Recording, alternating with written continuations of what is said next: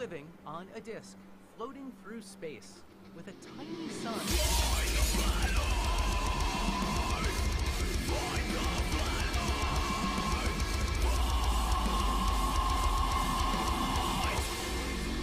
Hey, I'm FTFE, welcome back to the channel that does to stupidity what having a mostly American audience does to my sleep schedule. Welcome back to another Monday night debate. We've got a good one tonight. I am just going to be moderating, trying anyway. You've watched me, you know how this normally goes. But we have someone on the channel who's not been with us before. You may have seen him on Modern Day Debate a fair few times. His name is TJump, and he will be debating BumpyEarth420. So let's let TJump have a couple of minutes to introduce himself. TJump, welcome to the channel. How are you doing? Pretty good. Thanks for having me on. I appreciate it. I'm TJump. I run a YouTube channel called youtube.com/TJump, where I debate professors and philosophers on usually reasons to believe in a god and the occasional flat earther. Thanks for having me on. No worries. You're more than welcome. The link to TJump you will find in the description, so please go and drop him a sub. He is an amazing debater. I'd say a more patient and probably better debater than I like the dumpster fires. So thank you for joining me, TJump. And debating him is our old friend BumpyEarth420. Bumpy, how you doing? Yo, what's up? It's Hip Hop Hippie, a.k.a. Mad Mardigan, killing trolls. So TJump, go hide under your bridge. And just want to say hi to my beautiful, lovely wife, fiance, / sexy mama, Dandelion. She might be in the chat. Don't know. Not sure. But let's get this truth train going, baby. Wow, it's almost like you've got a script for that down. So, order of business for tonight. Both guys are going to have 10 minutes to present their case as to what they think the shape of the Earth is. We've agreed that TJump's going to go first. So, I hope you guys enjoy the show tonight. Like I said, please go and subscribe to TJump. His link is in the description. So, let's just hand it over. 10 minutes. See what you can do. Thanks, Bumpy, for showing up. Appreciate it. So my argument goes like this. I think that we can demonstrate the world is definitely round in multiple ways, but some of the easiest ways are the ones that anyone can do from their backyard. And those are the ones I want to go with because I want to show that flat earthers should be able to do these experiments too. And one of the most fun is radar. Radar is a thing, and it works. Governments use it to identify planes, their shape, size, speed, missiles, boats, submarines, all kinds of things. Radar works. It's very simple. You point a radio at something, you bounce a radio wave off it, it bounces back, and you can calculate the distance by how long it takes for the radio to hit the object and bounce back.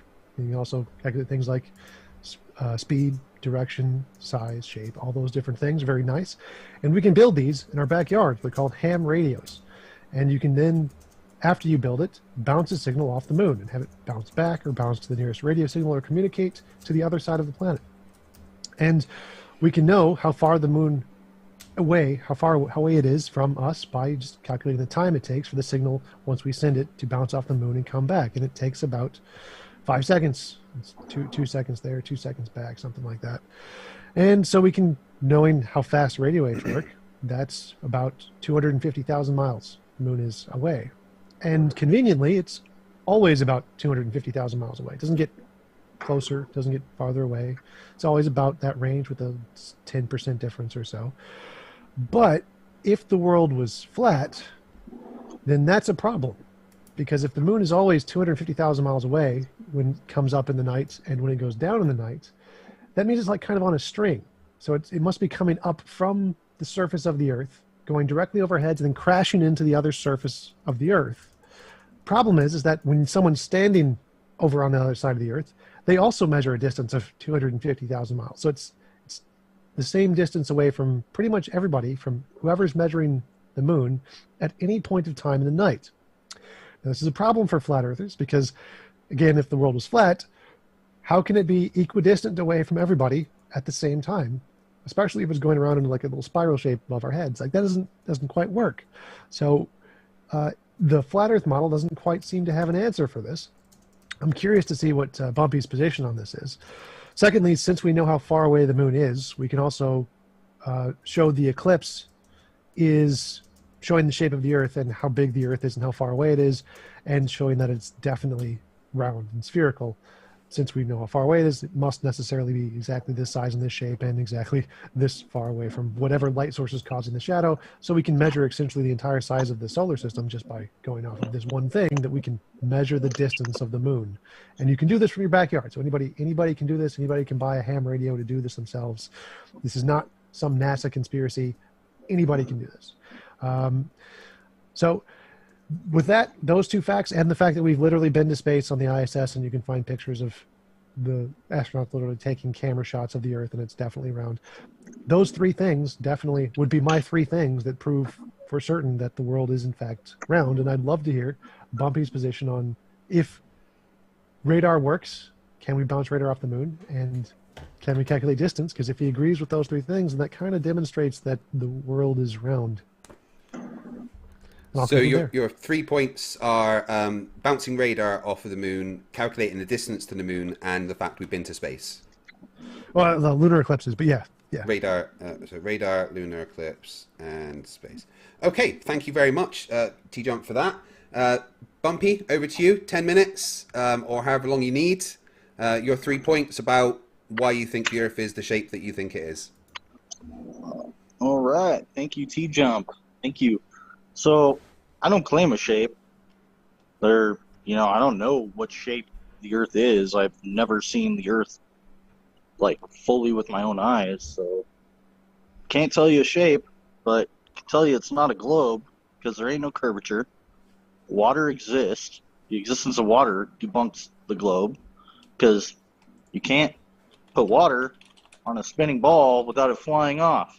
So, kind of screws the globe there. And then there's no Earth-based Coriolis.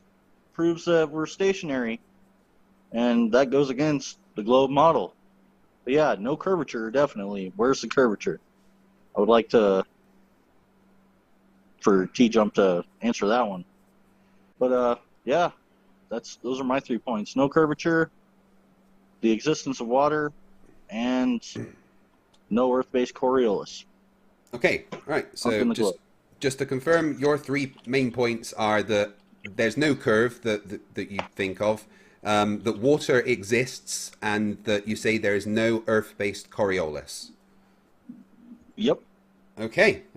You guys obviously didn't need 10 minutes to get your points out, so why don't we just go ahead and let you guys have a conversation. I will only jump in if I feel like it's getting out of hand, or if points are being dodged and questions aren't being answered. The one thing that I do ask of both of you is that you try not to talk over each other, and if there is a direct question answered, please try and answer that question directly rather than going on to another point. But apart from that, it's an open discussion between the two of you, so away you go. Bumpy, have you heard of radar? Yes. Does radar work? Sure. Can we bounce radar off the moon? I don't know. Okay, that's a fair point. So there's many videos of YouTube on doing this, and they do it with equipment that you could build in your backyard. Would you be willing to build one and try it yourself? Why would I do that? To answer the question so that you can know. And you no longer don't know. But it's not my claim. You're the one who says that we can, so why don't you do it? Well, I have. Oh, have you? Yep.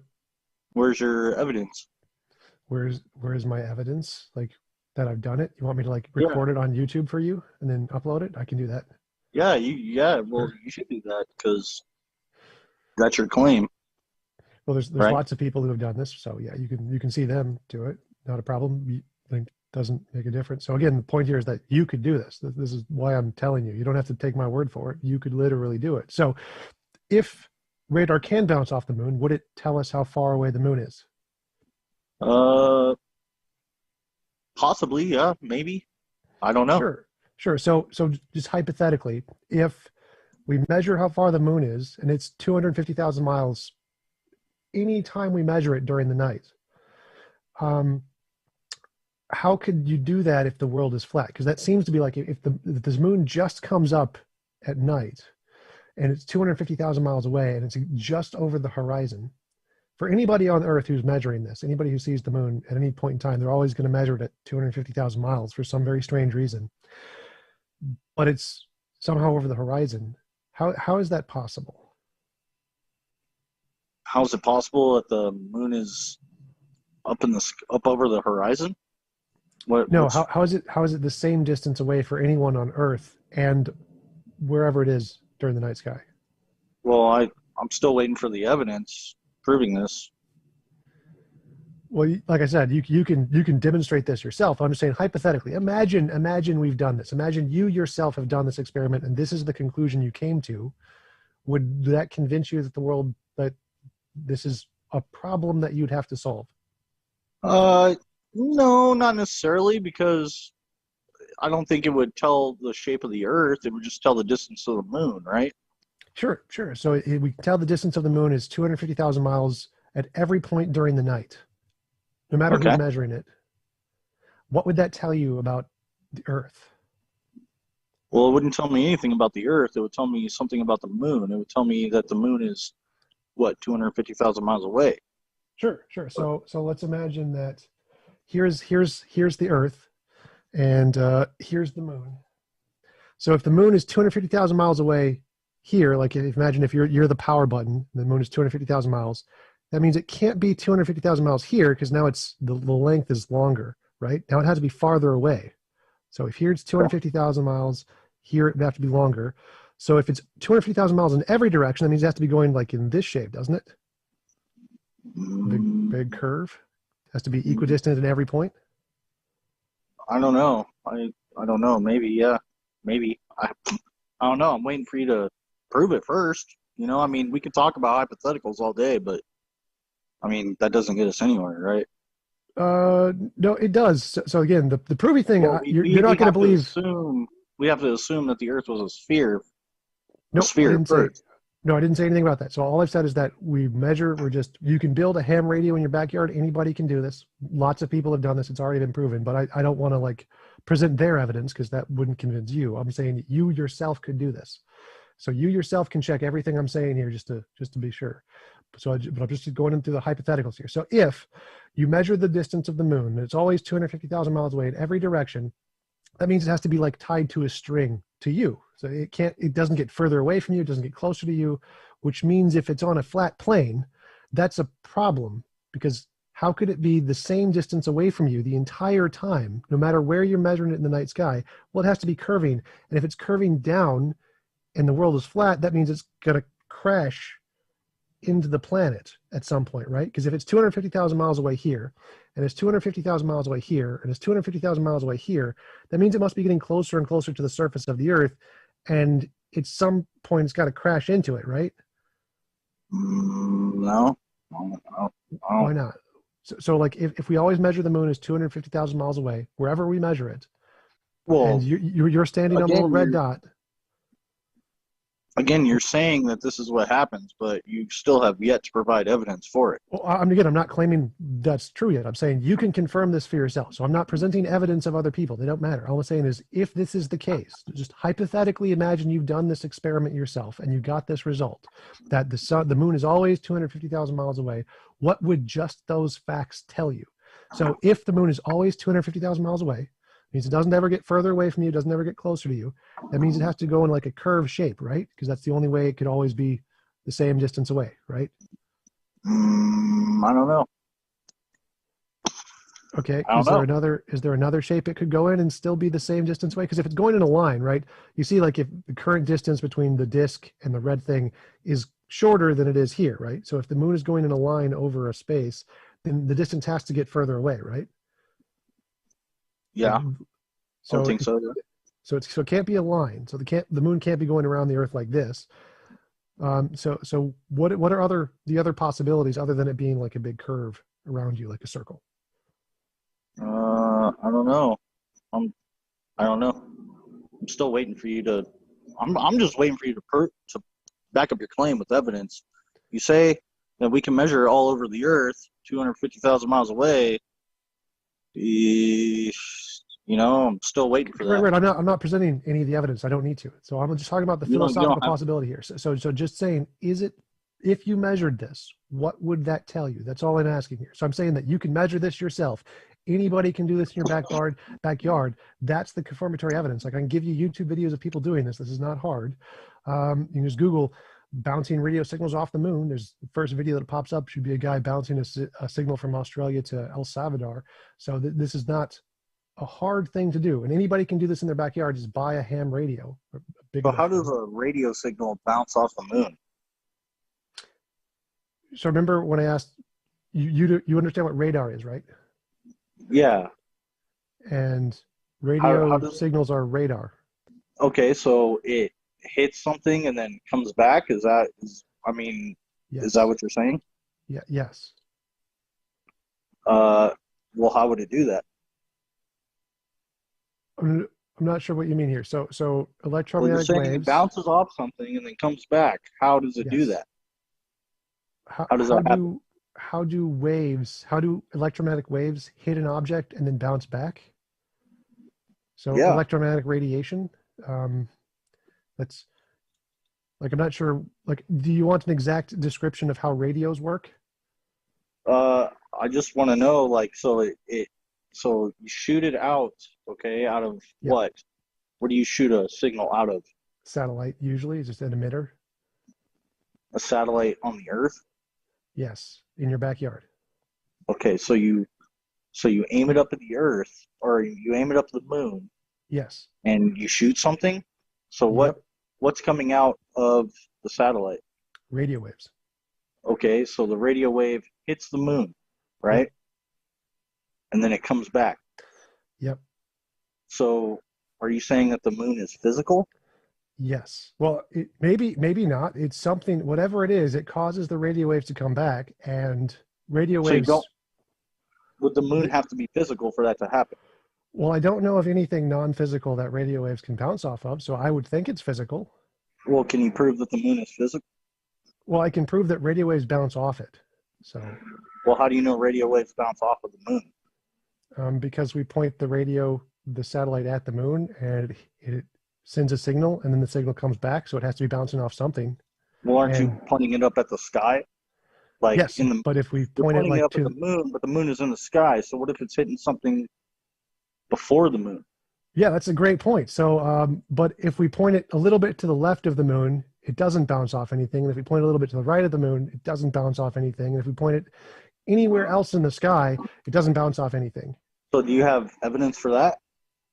But yeah, again, you could just build this and just point it anywhere other than the moon. Why don't you? I mean, it's your claim. I I mean, have. you're telling me. Well, can you prove that? I don't need to. Like the whole point is this is something that you could do. You So can do you this don't- yourself. I don't want you to like trust my word here. I'm not going to present anything that I want I don't you to trust. your word. I don't. I trust know, your I know. word. You're saying You that would- you can, but yet I don't you want you to. have I don't any want you to evidence trust of me. you doing it. I want you to be able to do this yourself, so you don't have to trust anything I'm saying. So that's why I'm presenting Why- this, is because that's this is something that You're can do. trying to reverse the burden of proof. Like, I don't have to prove anything. You're the one that has to prove it. Right, It's your right. claim. So that's the point here. I'm not trying to present something that you wouldn't trust. So I want to give you something that you yourself can do. Because no matter what evidence I present to you, you're not going to trust me because you don't trust us, and that's perfectly fine. But I don't want you to trust us. I want to give you something that you yourself could do and that you would believe if you did it. So just hypothetically imagine this is the case. So you point a radio signal at the sky. You don't get a signal anywhere else except when you point it directly at the moon. Is that pretty good evidence it's bouncing off the moon? And it only works when you're pointing it wherever the moon is in the sky, right? So then it's probably hitting the moon.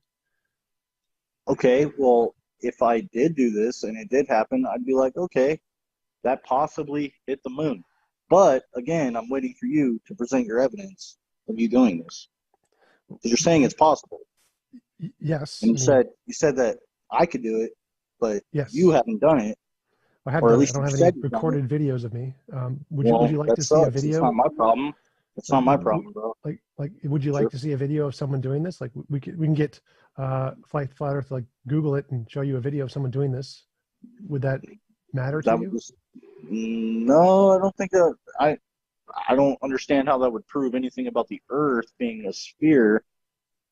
I really So don't. that's we're just saying that we can bounce radio signals off of the moon. That's it. That's the only Okay. claim we're making here. We Well, can that's- demonstrate that, right?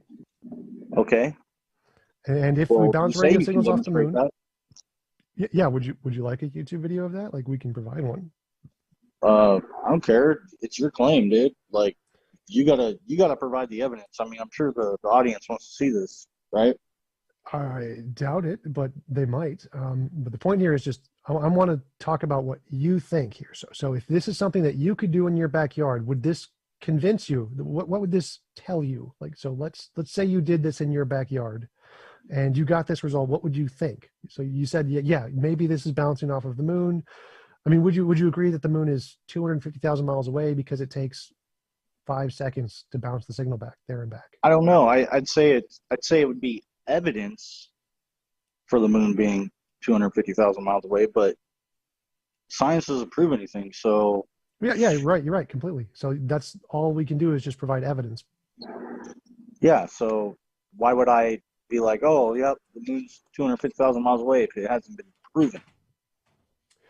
Well, so if it has evidence, and that's the hypothesis that has the most evidence, isn't that what you should believe?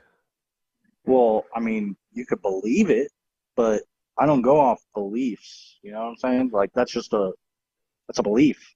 Why would I believe it? What else is there? I don't know. Could be something else. How do you know? No. I mean, How do you you said know how do you know the radio waves aren't hitting off something else? they could be. So they're hitting off something that's closer to Earth than the moon. So you're admitting that it could be something else. Yes, I said that. I agreed with you. Well, But well, then how is that you said proof? it's not proof. Remember, so you're right. Science doesn't prove anything. That's just a rhetoric. But you said you don't go off beliefs, and I'm asking you, what else is there other than beliefs?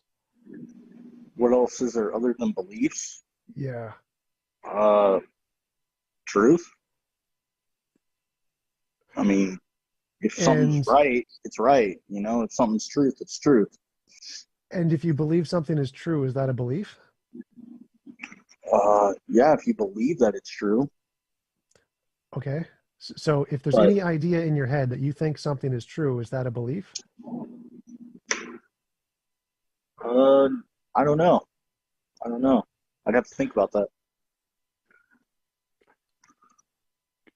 Okay. Is that going to take a while? I'm pretty sure, like, if you believe something, then it's just a belief. You know, like say I look at my hand. I can see my hand. I know I have a hand. I don't believe I have a hand. I know I have a hand. Okay, so right? In philosophy, knowledge is defined as a justified true belief. So you have a belief, I have a hand, and it's justified based off of some evidence, like you see it. And so is it a true. belief that I have a hand, though? Yes. If I know I have a hand, is that a belief that I have a hand? Yes. In philosophy, yes. So you believe that you have a hand. You don't necessarily know that you have a hand. But belief is a part of knowledge. To have knowledge, it has to be a belief, and it has to be a true belief. So like I have false beliefs, like I could believe the world is flat, and that would be a false belief. But if I believe the world is round, that would be a true belief. But they're both beliefs. And one is knowledge, one is not knowledge. Well, I'm sorry. I don't know. It seems like a bunch of word salad to me. Well, so you said know there's something or you believe something, like, or you either know something, or you don't know something, or you believe something. Okay. So from my perspective, for you to know anything, it has to be a belief in your head first. So you have to think it, right? You have to have an idea that the thing is the case. Like you have to have an idea the world is flat. You have to have an idea the world is round. You have to have an idea of anything, right? It has to start as an idea in your head, right? Yeah, sure, yeah. And we would call that a belief in philosophy. So you have an idea in your head. Well, actually, I don't know. Because, I mean, if I look out and I see no curvature, why would I believe that it's a globe? Whatever you believe is still going to be a belief, right? But if I look out and see no curvature, why would I believe that why would I believe that it's a globe? Right, you wouldn't. If you don't see curvature, you wouldn't believe it's a globe. You'd have to have some other reason, something else that you see that would give you a reason to think it's a globe. Exactly. You would have to have some other reason. What other reason would there be? Like if you built a radio in your backyard and you bounced it off the moon and it's always 250,000 miles away. That's just the distance to the moon. That doesn't prove the shape of the Earth. Right. So I was trying to get to there. That's why I showed you the TV remote and the camera lens. So if this is the Earth, and that doesn't necessarily prove the distance to the moon, because you don't know. You've already conceded that it might be something else that the radar is bouncing off of. Sure. But the point wasn't the exact distance. It was the fact that it's the same distance. So if the thing is the same distance away the entire time, and it's going this way, what's going to happen to it? Even if it's something in front of the moon, let's say it's something in front of the moon that's invisible, and it's the same distance away, and you're measuring it, what's going to happen to it when it gets to here? What do you mean gets to there? It's not dropping down.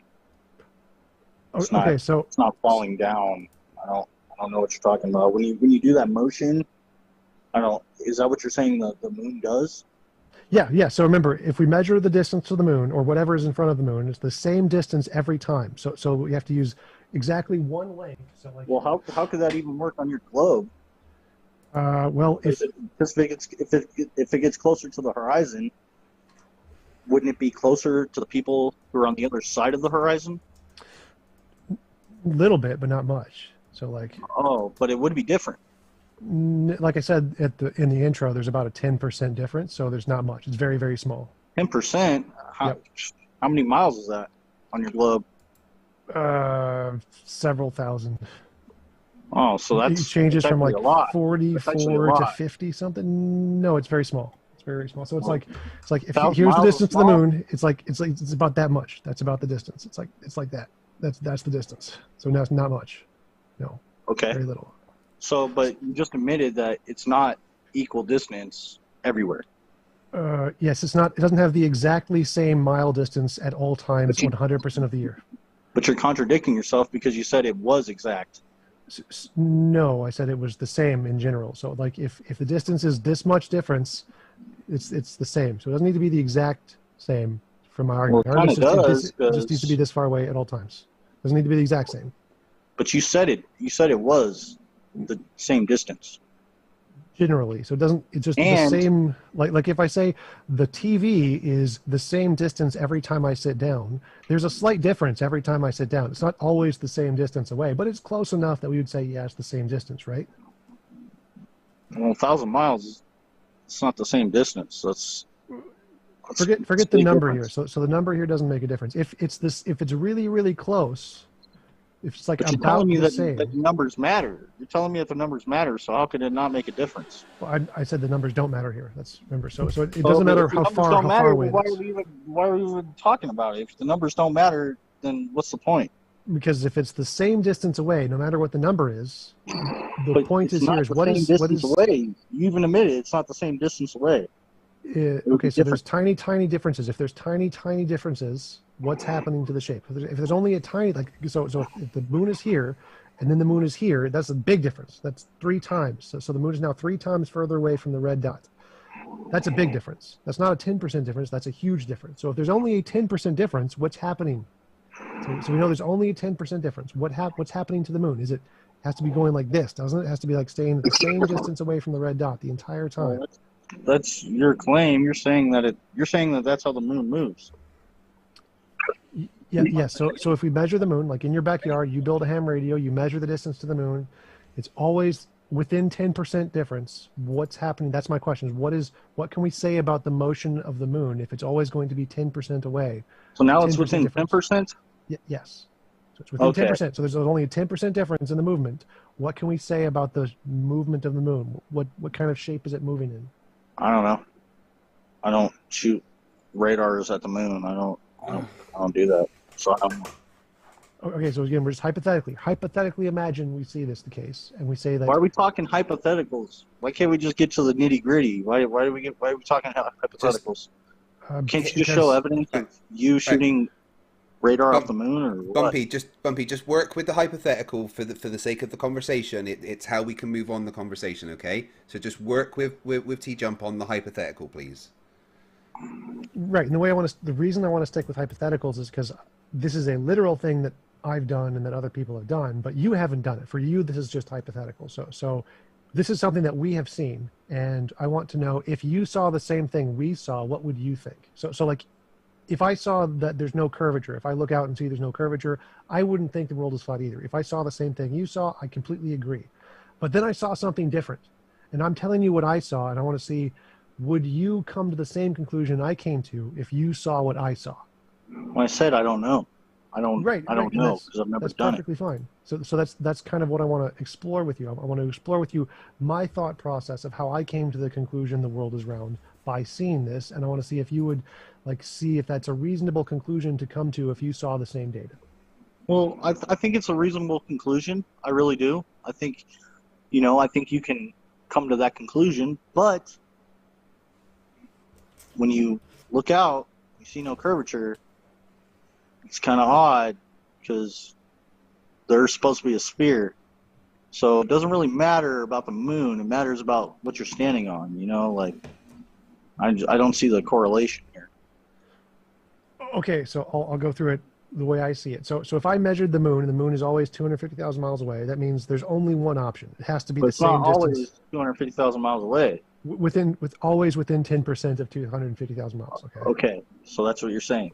Yeah, so it's always within 10% of 250,000 miles. So I can jiggle it a little bit. So there you go, 10% of 250,000 miles, which means it's always going to be about this far away from wherever I measure it, anywhere during the night and anywhere on the Earth. It's always this far away. That means that if it starts at the night over here, it's got to be starting at the ground level and then go up. Because for it to be 250,000 miles away, the same distance, that's like a string, it has to be this far away the entire time, no matter where I'm measuring it. That means it has to start on the surface of the Earth, lift up, go around, crash into the surface of the Earth again, if the world is flat. Now, if the world is round, you asked... But we know it doesn't do that. You asked how would this work on a globe Earth? It works like this. Same distance away the entire time. Just goes around like this the entire time. That's how it would work on a globe Earth. It works really, really well. So if the world's flat, that causes a problem, because if the moon is always the same distance away, then it must crash into the flat Earth at some point. Because it's Why would it crash into a flat Earth? Never. I don't understand. What are you thinking of when you think of flat Earth? If the moon is the same distance away the whole time, that means like this, the tip never gets farther away. Like, what happens if I move the tip? Well, it's going to go in a big circle, right? It's going to start on one side. It's going to go to another side. Like, if it's always the same distance away, like the length of the pin never changes. That means it starts here. Yeah, but you said it's not the same distance away, though. That's the whole point. That's the same whole equals. here. Okay, so if it changes by 10%, it's going to do the same thing, same conclusion. So I'm not sure why you keep bringing that up. So it's like if I take the tip, let's say we just take the largest distance. The largest number is 2.7 seconds or 255,000 miles. That's the longest, the farthest it is away at all times. Let's just take the longest number and say that it's just as far away as it can be. Or we can take the closest number, the 2.4 seconds, the 240,000, 238,000 miles. We'll take the lowest number. You can take either one you want and say any of those ranges. It's a range from here to here. That means it can't go away from this little cone, and that means it has to go in a curve, right? It has to go around the pin, and that means it's going to start here on the surface, go up, and then crash back into the surface. So you're assuming that the moon is physical. Well, it could be non-physical. It's still going to crash into the surface, right? Because it's still the same distance. How could it crash on the surface if it's non-physical? Well, so it hits something. The radio waves hit something, right? I don't know. You're telling me they do. Hypothetically, the radio waves are hitting something, and that something, whatever it is, has to be within this range the entire time. And that means it's starting here, goes up, and then like hits the Earth, right? Whatever this is measuring has to like hit the Earth, because it's always the same distance away if the world is flat. Okay, so they're doing this throughout the day? Who? Or throughout the night? Because I mean, the moon is up sometimes during the day, right? Sure. Yeah, we can do it both during the day and during the night. Okay. Well, how come the moon actually gets closer to us? Like it looks like it's closer some nights. Optical illusions. Like if the radio waves are more accurate. So no matter what, it's still going to be the same amount of way, even though it looks like it's closer. Yes. So even though it looks like it's closer, when we bounce the radio waves off it, it's still going to get the exact same distance of 250,000 miles within 10%.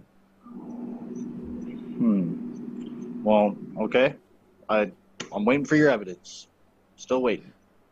Well, that would be Are pretty. we still on the hypothetical? Because Yeah, I'm good with just hypothetical. So I just want to know, like, as I said before, I'm saying here's the stuff that we saw that convinced us that the world is round, and I want to know if you saw this, would this convince you that the world is round? no, Why not? because science doesn't prove anything, right? Right, I agree. So why would, if it's not proving anything, then why would I come to that conclusion? Well, the way I see it is that I believe the conclusion that has the most evidence, even if it hasn't been proven. So I say we can't prove anything other than I exist. That's the only thing you can prove is that I exist. Oh, And- so you haven't proved the globe? Right, no, we just have lots of evidence. Lots and lots So and lots the of globe evidence. hasn't been proven, scientifically proven. Nothing can be proven scientifically. I agree with Well, you. then there. why even debate? Why debate science if you're never going to prove anything? Because of what I just said, that we believe the thing that has the most evidence. We don't you believe the thing believe. that's Yeah, been proven. right. Let's So not you get have a bogged religious down. belief. You have a Let's not religious get bogged belief. down in semantics, guys. We all know that science doesn't prove things, but we are here talking about the evidence for one thing or the other. So TJump has presented his evidence in the fact that you can measure the distance to the Yeah, moon, but- and it will always be roughly the same, meaning that you will always have within this 10% here that you see. Yeah. All right. Well, But yeah, that's a nice cartoon, but and he if still the hasn't Earth was presented any flat, evidence. it would mean that the moon would crash into one side or the other when you measured how far away it is. So that's T-Jump's evidence, okay? So you claim now that there is no curvature. So what would you have to support that? Well, actually, I'd be interested in exploring more of what he means by proof, because I think the semantics are actually really important and interesting. Okay. Because he said, like, what do you mean by proof? So do you think the world has been proven to be flat? No, I think the Earth is bumpy.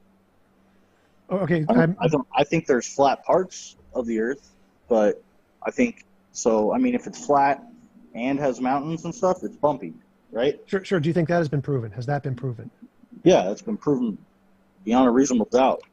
Okay, how did you prove that? How did you prove you're not a brain in a vat? Well, mountains do exist, right?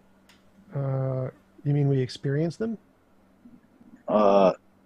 We see them. We can walk on them.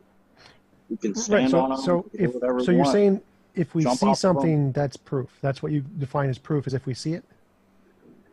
And we can like touch it and manipulate it. So the radio waves that we can see and touch and manipulate that can show us the distance to the moon, that's been proven then. You can see radio waves. You can see their effects, yeah. Oh, so you can just see the effects. You can't actually see the radio waves. Yes, indirect observation is also observation. Well, how do you know? How do you know a radio wave is actually being shot if you can't How see? how do you know there's actually a mountain there? Like when you say can there's see it. mountains. Yeah, so see a but how do you mountain. know you're not having an illusion or a delusion? Because I can go to a mountain. And how do you know that that isn't an illusion or a delusion? What? How do I know that that's not a delusion or an Yes. illusion? Yes. Because I can go to it.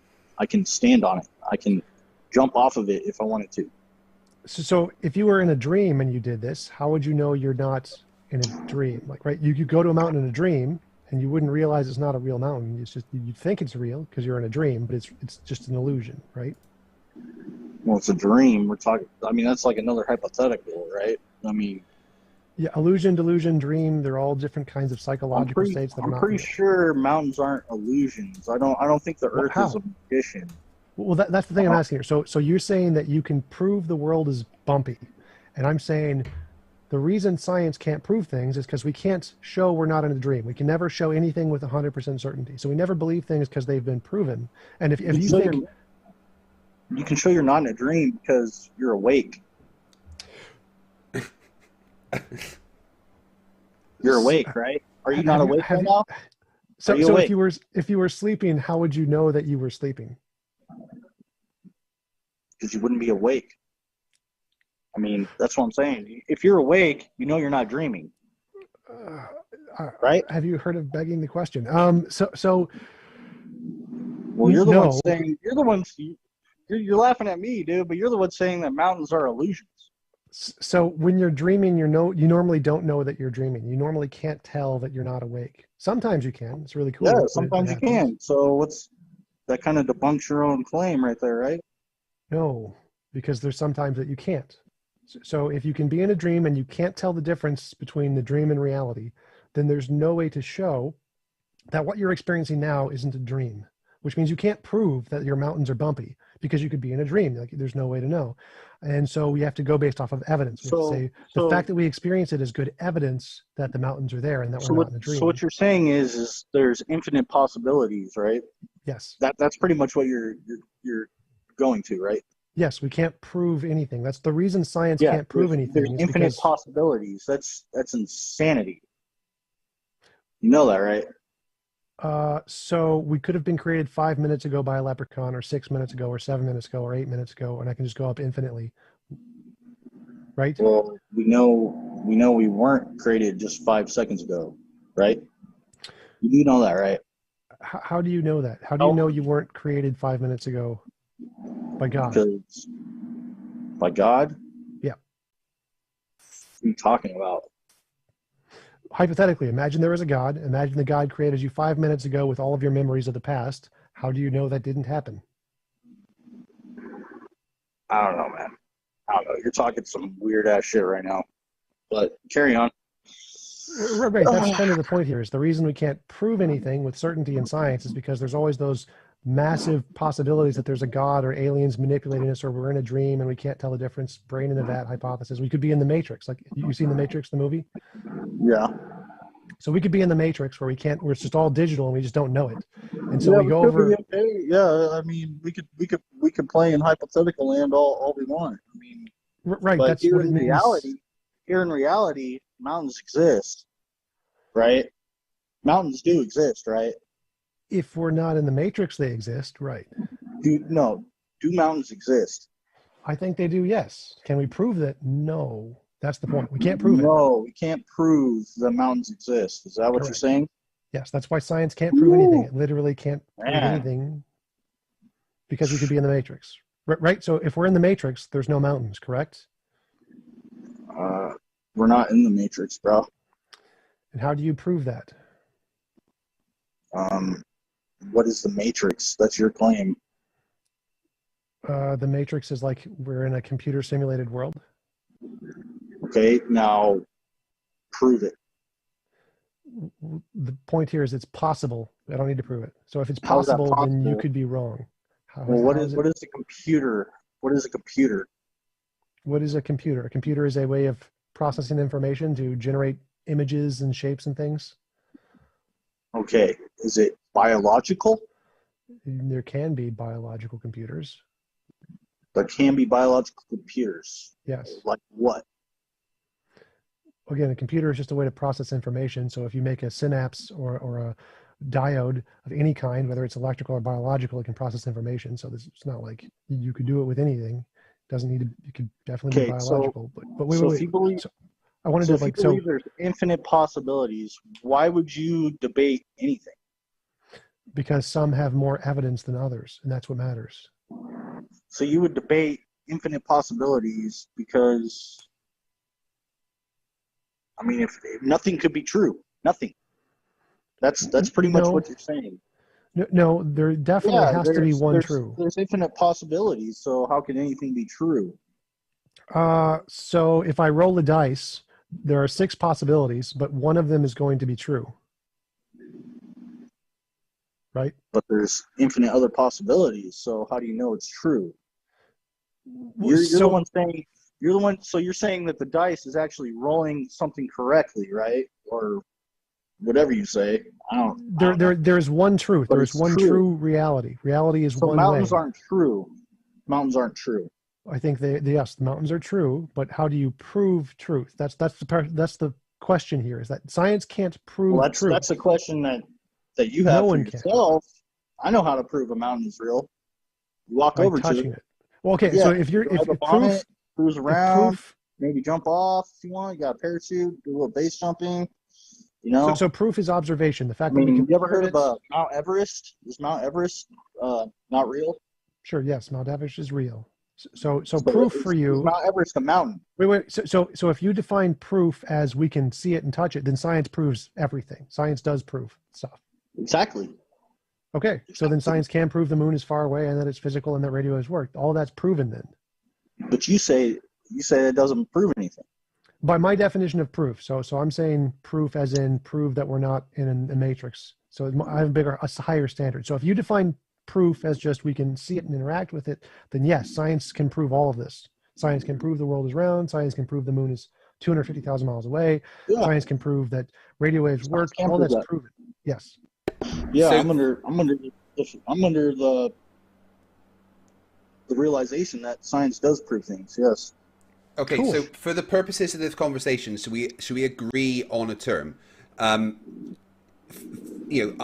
say that the science doesn't prove things, but for the purposes of this conversation, based on the standards that you are saying, shall we both come to the agreement that science does prove things for the purpose of this conversation? Or, Yeah, that's what we just did. We just Yeah. agreed on that. That's cool. Okay, so based on those standards, then, does TJump's evidence support his assertion that the Earth is a globe? Proof. It proves. Proof, yeah. the Does world it? is a Yeah, globe. yeah. If we are going with that standard of what proof is, does TJump's evidence and hypothetical that he's presented give proof that the Earth is a sphere? No, Why not? because you're shooting something up at the moon. That's nothing to do with the Earth. You're just shooting up at the moon. But it's observable just like the mountains are. Yeah. Well, I'm not saying the moon doesn't exist. No. The moon So exists. the radio waves are observable. The effects are observable. So if we can, like, it's a ruler. The radio waves are a ruler. Can we observe a ruler? Can we touch a ruler? Yeah. We can. Same thing. So the radio waves are a ruler, and the ruler measure the moon is that far away. So it Well, proves it, just like a I'd ruler does. still like you to provide evidence or your proof that that the moon is radar works. 250,000 miles away. Do you agree that radar works? Like it can measure planes and missiles and stuff? Yeah.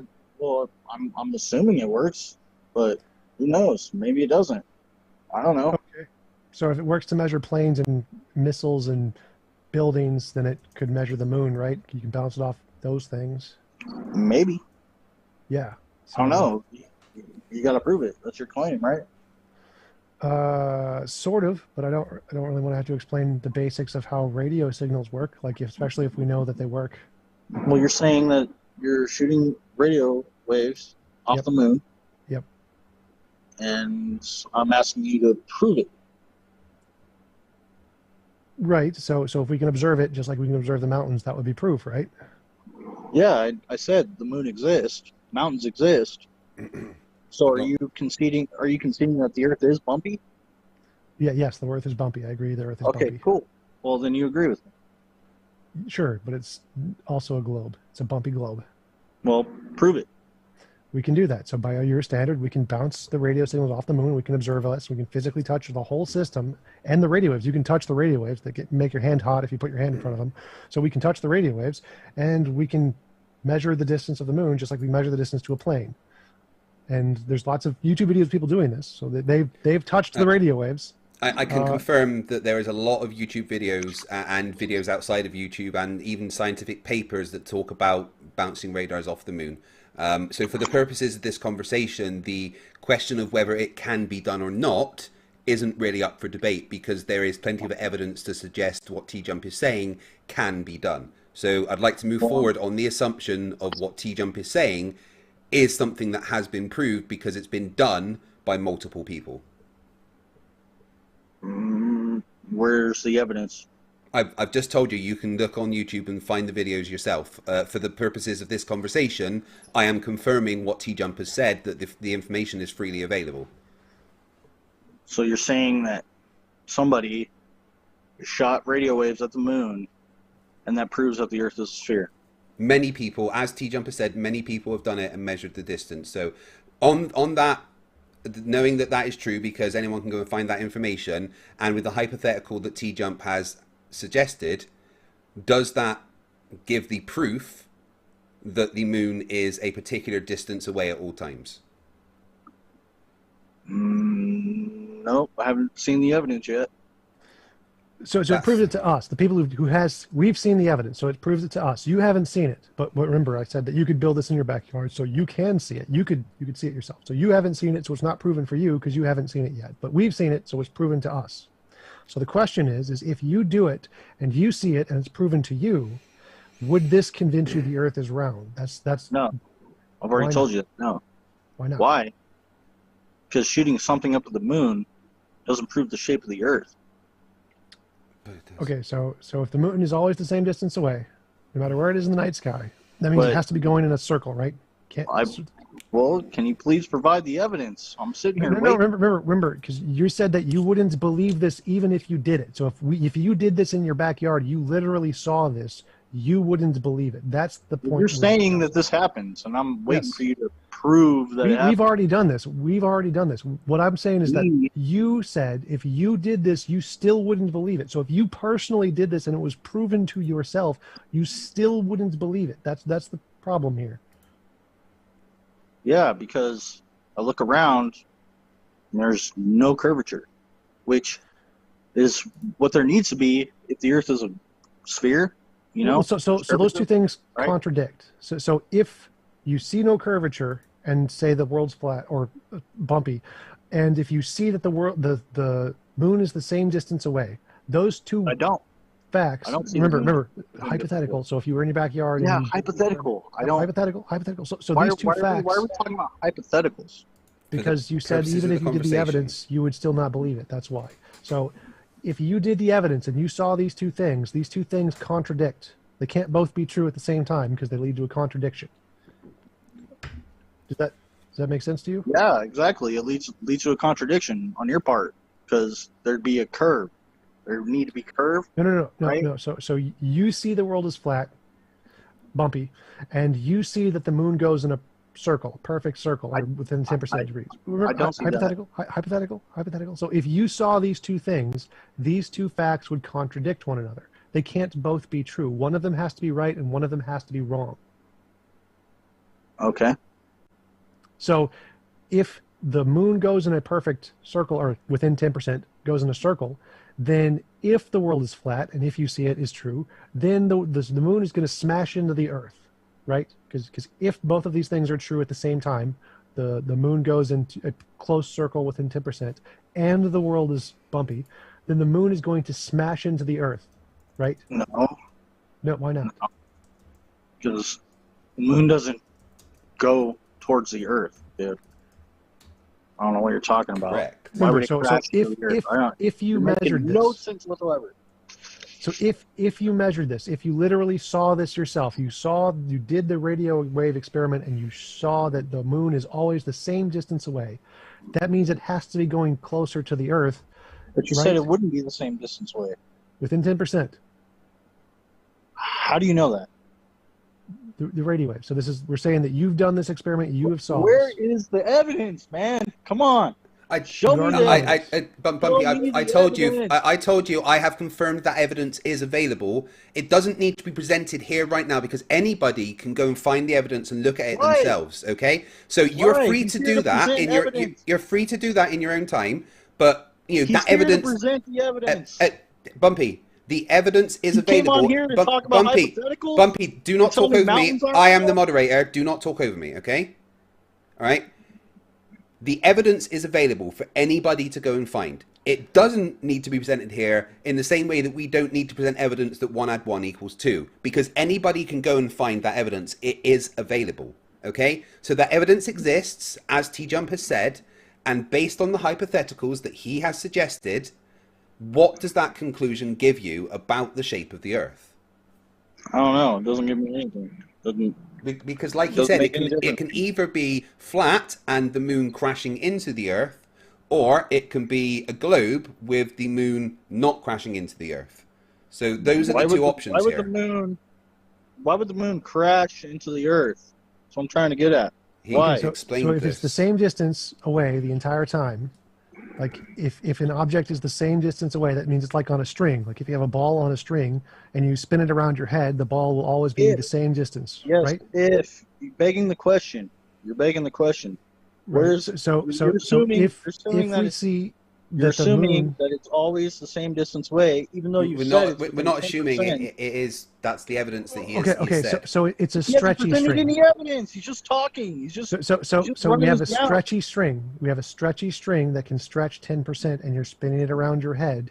It's always going to be about the same distance away, within 10%. That's what we see with the moon. So if you have a stretchy string Is and you that what hold we it to see your with the side, moon? yes. Is that what So we see with the moon? Prove it. Yeah. We can do Prove that. it.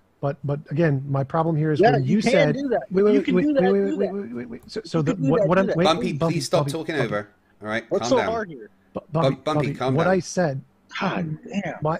my objection was you said if you yourself did this experiment in your backyard and you saw it, you still wouldn't believe it. So me presenting evidence is kind of a waste of time here because you've kind of proven you wouldn't accept any Never evidence here if presented you any do evidence. Yeah, Right, right. because it doesn't prove. It's not my fault that it doesn't prove the shape of the Earth. it. Sorry, Yeah, that's the part I'm questioning. That's That's the not part I'm my asking you about. fault. That's the your part I'm fault. asking you about. How does that not prove the shape of the Earth? Because remember, if the moon is the same distance away the whole time, like if you take a stretchy it? string, yes. Is it? So, but it doesn't matter. Remember, Bumpy, It doesn't matter. Bumpy. It doesn't matter. Remember, you said that even if you did this, you Yes. yourself proved this to yourself. So you're granting it's this way for the sake of the argument. Even if you saw this was the case, you still wouldn't believe the world is round. That's the part we're questioning here. So you've already granted, like hypothetically, you've done this experiment yourself in this hypothetical. Yep. So if the moon is always the same distance away and you yourself have seen this, and you yourself have seen that the world is flat or bumpy, then these are contradicting because if the moon is, you yourself have seen that the moon is the same distance away the entire time in the night, that's like it being on a string and you whipping it over your head from one side to the other. What's going to happen to the ball? I don't know, dude. It's gonna I- crash into the. I'm at a loss for words here. Right. Just sorry. Okay. Doesn't make any I think sense. it is time to move on from this particular topic. I think Tom has proven his point here, and Bumpy, I will personally give you the evidence later on after this debate. Okay, I will personally give you the videos that back up what TJump was saying here, and maybe Well, then I you can mean, have a think about it later on. Okay. you should but do that for the how about audience. we I move don't on care. I to already know it's not another close. thing? You know, that was TJump. First part of evidence, and I think he's adequately presented that. So why don't we talk about the thing that you presented first, that you suggested first, and that was there is no curvature. What evidence or anything do you have to back up the fact that there is no curvature? There's no curvature. I mean, what else do you need? Look outside. There's no curvature. Get on an So you- airplane. There's no curvature. So you don't see it, therefore it doesn't exist. Not necessarily, but yeah, pretty much. Yeah, you don't see it. It's not there. Where is it? Okay. You don't see radio waves. Do radio waves exist? I don't know. What? Maybe. Does radar work? Maybe you're saying it works. Yes. but you're saying it works. That's not my claim. My claim is, where's the curvature?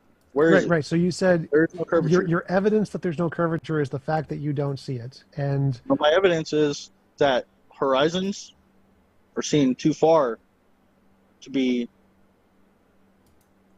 a sphere edge. It's not a spherical edge. It's not a sphere. I don't. This is fucking crazy.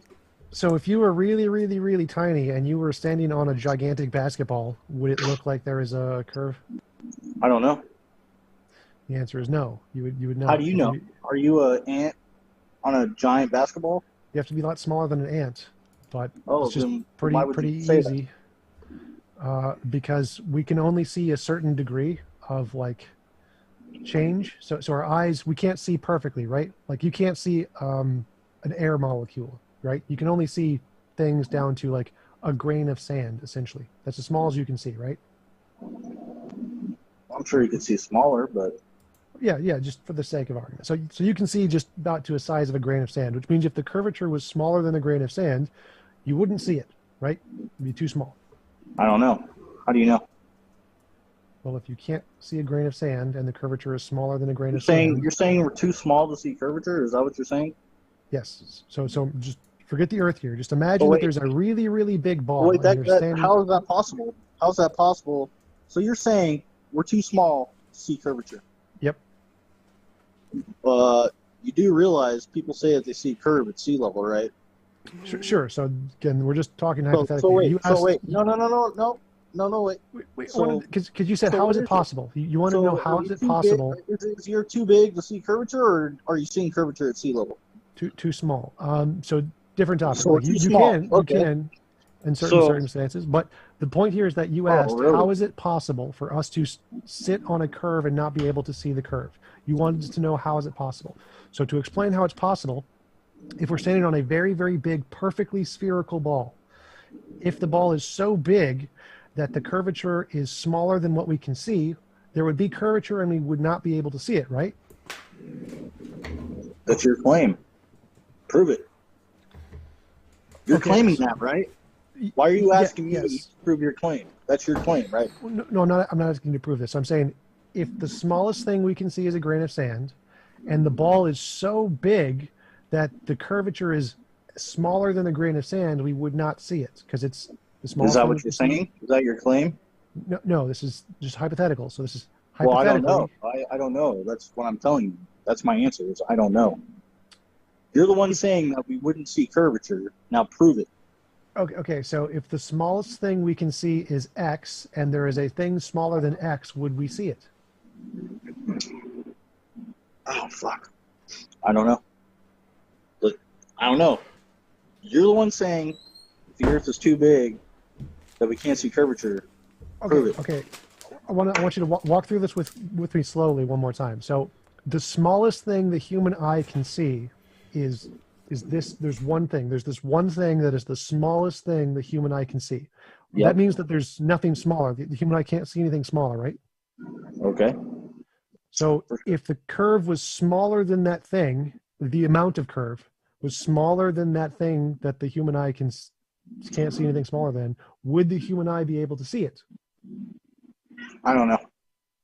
I don't know, man. I'd like you to, you're the one saying that we're too small to see curvature. Now prove your claim, please. I'm trying to. I'm really, really trying to. So well, if we're on a ball that's why don't you put out a demonstration or something? Can you put up a demonstration or anything? No.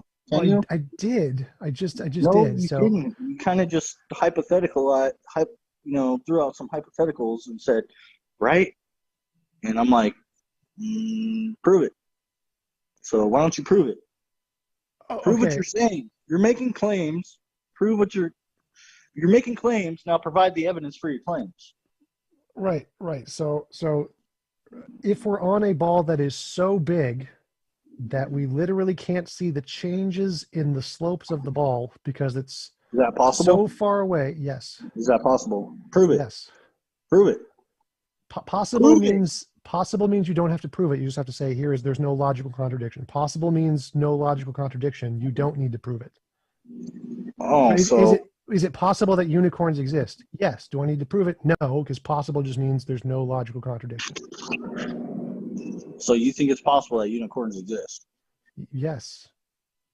Oh my God. Unicorns are the national animal of Scotland. What's your problem? Can I do a litmus test here? Could I do a litmus test real quick? Wait, what do you mean by possible? So you don't think it's possible unicorns could exist? No. What do you mean by possible? What do you mean by possible? No logical contradiction. You're the one who thinks an infinite possibilities. So yeah, of course you're going to think unicorns could exist. That's crazy. Yes. That's insanity. You know that, right? You think unicorns exist? Unicorns. You think there's a possibility that unicorns exist? Yes, it is possible for unicorns to exist. Like. Okay, can I do a litmus test real quick? Wait. So it would be impossible. Wait. I gotta do this. Well, sure. I just want to clarify. So Yeah, it would let be TJump impossible. clarify, and then you can do your litmus test. This should be fun. Yeah, absolutely. So it would be impossible for a round square to exist. It would be impossible for a married bachelor to exist. It would be impossible for a round triangle to exist. Those things. Not in your world. Not in your world. Your world is infinite possibility. Bumpy, please don't interrupt TJump while he's in the middle of a sentence. He's the one who believes that. TJump, he believes that there is a round circle. Bumpy, you can have your chance to respond. Square. Bumpy, you can have your chance to respond after TJump's finished his point, okay? Sorry, TJump, please go He ahead. has no point. He Bumpy, has no point. That's the I'm point. asking you again to be has quiet while TJump finishes what he is saying. Whether you think there is a point or not, do him the respect of listening to what he is saying. Okay? Oh my God. Thank you. I feel bad for the audience. Yeah. Man. Okay. Now, be quiet and let TJump finish what he was saying. Thank you. Go ahead. Okay. Yeah. So in my worldview, possible means there is no logical contradiction. So if there's something that has a logical contradiction, it's impossible. So round squares, married bachelors, those kinds of things are impossible. 1 + 1 = 5. Impossible because it entails a logical contradiction. Unicorns don't entail a logical contradiction, like the fact I could live in Australia. That's possible. It isn't the case I don't live in Australia, but it's possible. So possibility means a way things could have been that they are currently not that way. So like a dice, it's possible a dice could have rolled a 2, but it didn't, it rolled a 6. So it's possible, meaning that it could have been differently. So could it have been differently that unicorns evolved instead of horses? Dude. Yes. Oh, okay. All right. Whatever you say, dude. Okay. Whatever you say, bud. All right. So what was your my litmus test, Bumpy? All right. Is Caitlyn Jenner a man or a woman? Well, we're not going there. Okay. Why? What? Because that question is irrelevant, and the only answer matters is what Caitlyn Jenner says.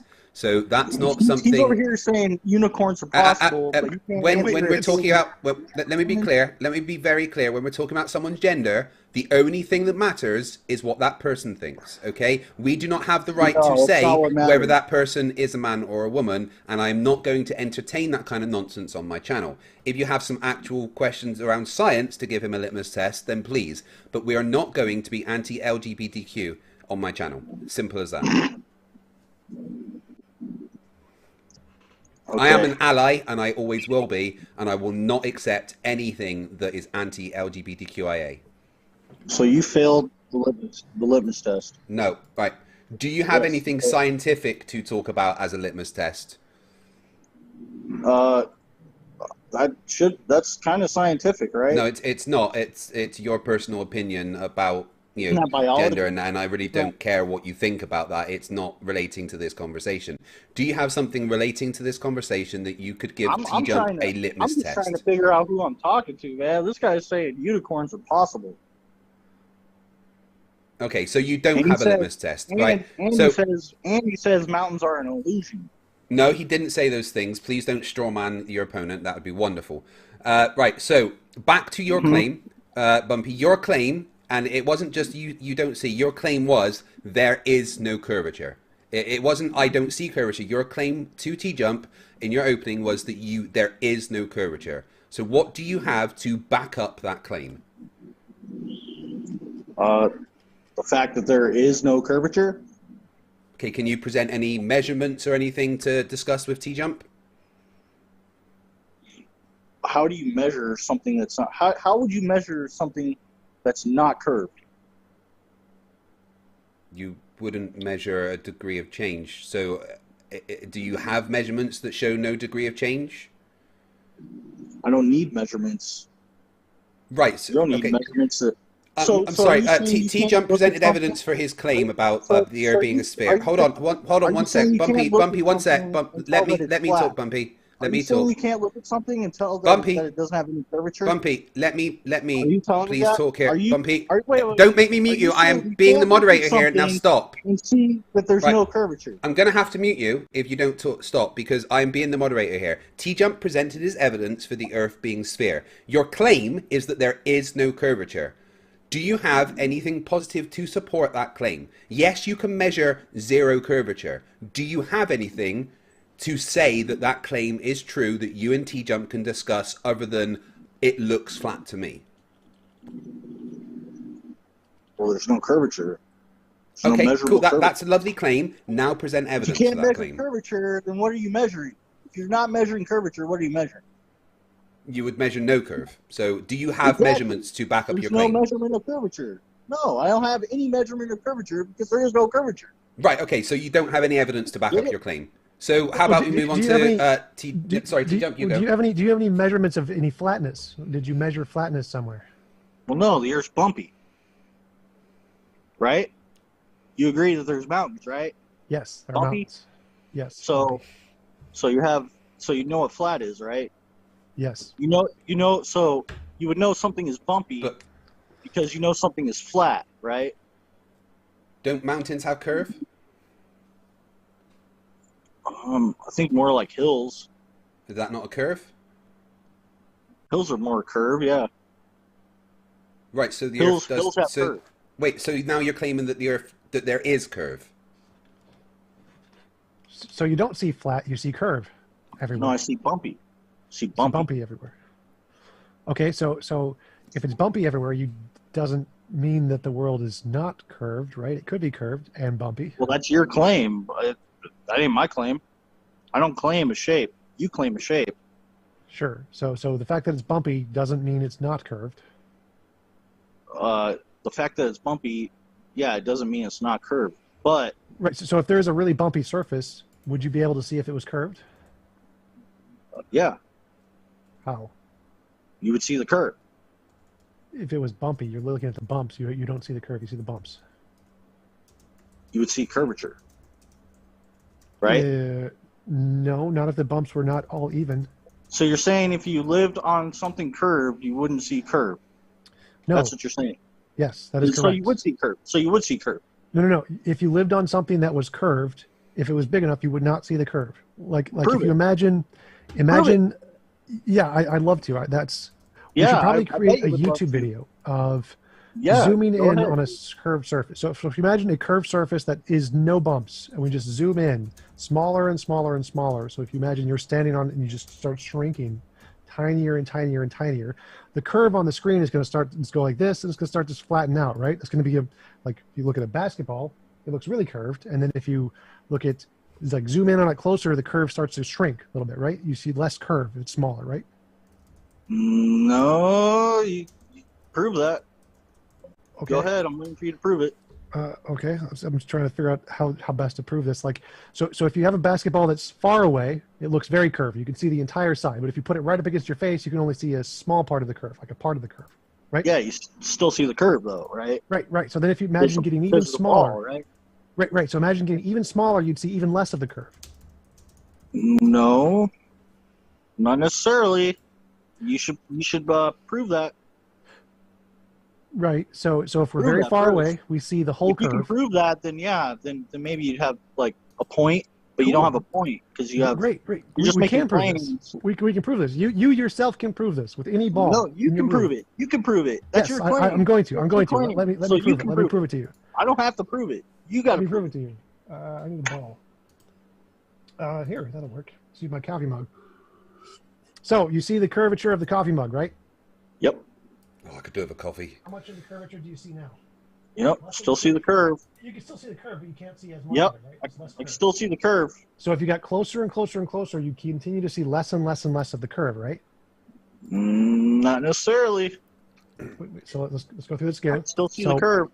I can still you can see the see- curve when you put you it see lots close. of. I didn't say you couldn't see the curve. I said less curve. So just here's you can see the whole curve. Like you can see a lot of curve. Yeah, but you're saying that Less you curve. wouldn't see curve though. No. Wait. We're not there yet. We're not there yet in the argument. So we're just starting with this is a curve. You can see the Yep. cup is a curve, and then if it gets closer to you, you see less of the curve, right? No, I still see curve. I didn't say you could not see curve. I said could you see less of the question curve? here is, can you see less of the curve when it's closer than when it's further away? You still see curve on that. Yeah, no, that's not right. Yes. If we're not going to do this. The direct question is, can you see less of the curve when it is closer to the camera than when it is further away? Yes or no? I don't know. I don't think so. You can still see curve. Okay, maybe I don't think he understands the question. So like you can see the entire bottom of the cup, right? Yep. Okay, and now you can't see the entire bottom of the cup. You can only see a very tiny, tiny part of it, right? Okay. Right. So if you kept zooming in, you'd see an even smaller part of it, right? Sure. Okay. Yeah. Let's go with that. So imagine that you're standing in between, like, I don't know, do you believe in atoms, particles? All right. So imagine you zoom in so far, you get so close to it that that you can only see like a very, very, very small percentage of it, like less than a tenth of a tenth of a tenth of a tenth of a percent. How much of the curve would you be able to see? Like, you'd only be able to see a very tiny amount of the cup, right? So you'd still be able to see curve, though, right? No, you wouldn't. You would. Prove it. I would love to. We should create a YouTube video about this, but it essentially works like this. So if you start on a curved surface like this from far away, it's going to look like this. And if you get closer and closer to it, it's going to start to look like this until it looks exactly like this. Flat, perfectly flat.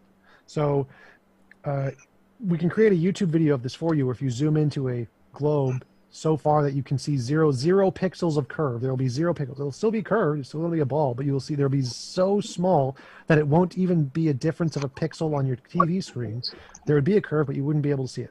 What curve? Oh my God! So- Don't do that, hippie. What curve? What curve? You say there's a curve. What curve? Yeah. He presented evidence of the curve. You say the Earth is curving. Yep. What curve? Where's the curve? Everywhere. What curve? Show me. We can't show you because it's too small for you to see. We But need to like do other things to show You you. realize people say that they see curve at sea level, right? That's great. I didn't claim that, so I don't care what they say. So Yeah, you don't let's just care stay- what all your glowy buddies say. No. You're not debating all So the you're other saying that globies. they're wrong? Bumpy, you're Are not you saying debating that all they're the. wrong? Right, Bumpy, stop interrupting me. You are not debating all the other globies. You are debating TJump right now, so please only respond to things that TJump says and don't bring up things that other people say, okay? I think that's fair. So are you saying that you can't see curvature at sea level? I haven't said anything about that. So are you saying you can see curvature at I sea haven't level? said anything about that. That was never a point in my So argument. what So is your answer? Can you see curvature at sea level? that was never a point I brought up in any of my openings. Doesn't matter. You're supposed to have. my point here was that you're it talking doesn't about matter the Earth what you being can see. curved. You're talking about the Earth being curved. Where is this curve? No, remember, so my point here is that it doesn't matter what you can see. It could be curved even if you can't see it. So whether or not you can see it doesn't matter. It does matter. That's the whole point. If you can't see curvature, why would you think that you live on a ball? So, For lots of everything's reasons. flat. Everything flat is curved then. No. Well, then how come? If you can't remember, see your argument why would was you that automatically assume that it's curvature? we don't. We think it's curved So for all of the other reasons, so like going to please tell space me and how not seeing it. not seeing So- curvature is proof of curvature. Seeing curvature. That's a straw man. That is not what TJump has said. That's not TJump's claim. Yeah, he's claiming that we don't see curvature. No, I didn't. So, but the point here is that So it we doesn't do see matter what you curvature. see. Wait. So we do see curvature. Wait, Bumpy. I'm trying to address What's your your argument. point? Wait, You Bumpy, have stop. no point. Bumpy, Bumpy. please let him Bumpy. address your point. Calm down. Take a deep breath and chill. So, Bumpy, your argument is that the world is flat because you don't see curvature. And my argument to disprove that was that even if you don't see curvature, the curvature can still be there. So you're not seeing it. Wait, Bumpy, wait. Sorry, I actually have an argument, but Bumpy, Fight the Flat Earth wouldn't let me use it. Please let him finish his point. So Bumpy, your argument is that you don't see curvature, and that's evidence the world is flat. No. That's not. Wait. So that's not evidence the world is flat because they could be so big that you don't see it. So you may not see it, and the world would still be round. So your ability to see it isn't evidence that the world is flat. The evidence is there's no geometric horizon. There's no sphere. There's no sphere edge. There's no sphere curve. There's no curve. You mean that you That's can the see? argument. So it can still be there if you can't see it. No, there is no geometric sphere edge. You do know that, right? Have you ever heard of the black swan? Oh God, the black swan's been done to death. All right. Fight the Flat Earth wouldn't let me bring this up because he Yeah, knows because it's been Well, debunked and it's not a point for discussion. it hasn't Okay. been debunked. Why? If it hasn't been debunked, No, it's been if it debunked. has We're been not debunked, talking why about wouldn't Black you let me Swan. use it? Why wouldn't you let me use it? Because then? you've Why brought wouldn't it you let up me use every time you've come, and I said it's boring and we don't need to go there. There are other things that we can But see, discuss. that's the whole point, though. This debunks the globe, No, it doesn't. and you won't let me use it. Yes. No, we're it getting doesn't, down to and the we're not nitty-gritty talking here. about the Black Swan. All right, if TJump wants to talk about the Black Swan, I'll Yeah, allow let's it. talk Okay? about it. I'm cool with it. I'm cool with it. Bring up the Black Swan. Let's hear the Black Swan. Okay. So the Black Swan, can you bring it up, Craig? What? It's your evidence. Why don't you have it? Because you told me not to bring it. Yeah, told me but I you couldn't should use always it. have. You've had it every time, so You told me don't- I couldn't use it, so I didn't bring it. Like you can just explain it. That's fine. You don't Yeah. need a video or anything. Okay, well, your globe has a radius, right? Yes. What's the radius? I don't know off the top of my head. You don't even know your own radius? No. Why no, would it I doesn't know matter if he this? doesn't know it off the top of his head. Okay, those are both Black Swans, actually. The fact that I bring up don't the know Black it is. Swan. Bring up the Black Swan. That is the Black Swan, the one on the right, roughly. No, I don't. Is it? I don't think Could so. you just Bumpy? Could you like explain what the Black Swan is? Like, what is the problem? Yeah. Well, it's so the Black Swan is actually your argument because your globe has a certain amount of radius, right? 3959 miles. Sure. Okay. So the horizon should always be a certain distance away. Okay. At 1 foot above sea level, the horizon should be what, 2 miles? In the Black Swan photo, the horizon is like 10 miles away. How's that possible? Refraction, like your eyes see optical illusions a lot. The fact that you see optical illusions is a But thing. if you say it's refraction, that debunks your geometry. So refraction is a thing about eyes and light. It doesn't change the shape of the Earth. The fact that light it does because you can't get a radius because you can't draw a straight line to a curved surface because So what is the fact that everything is refracted. yeah? So we don't calculate it by looking at it. So is the horizon Earth curve?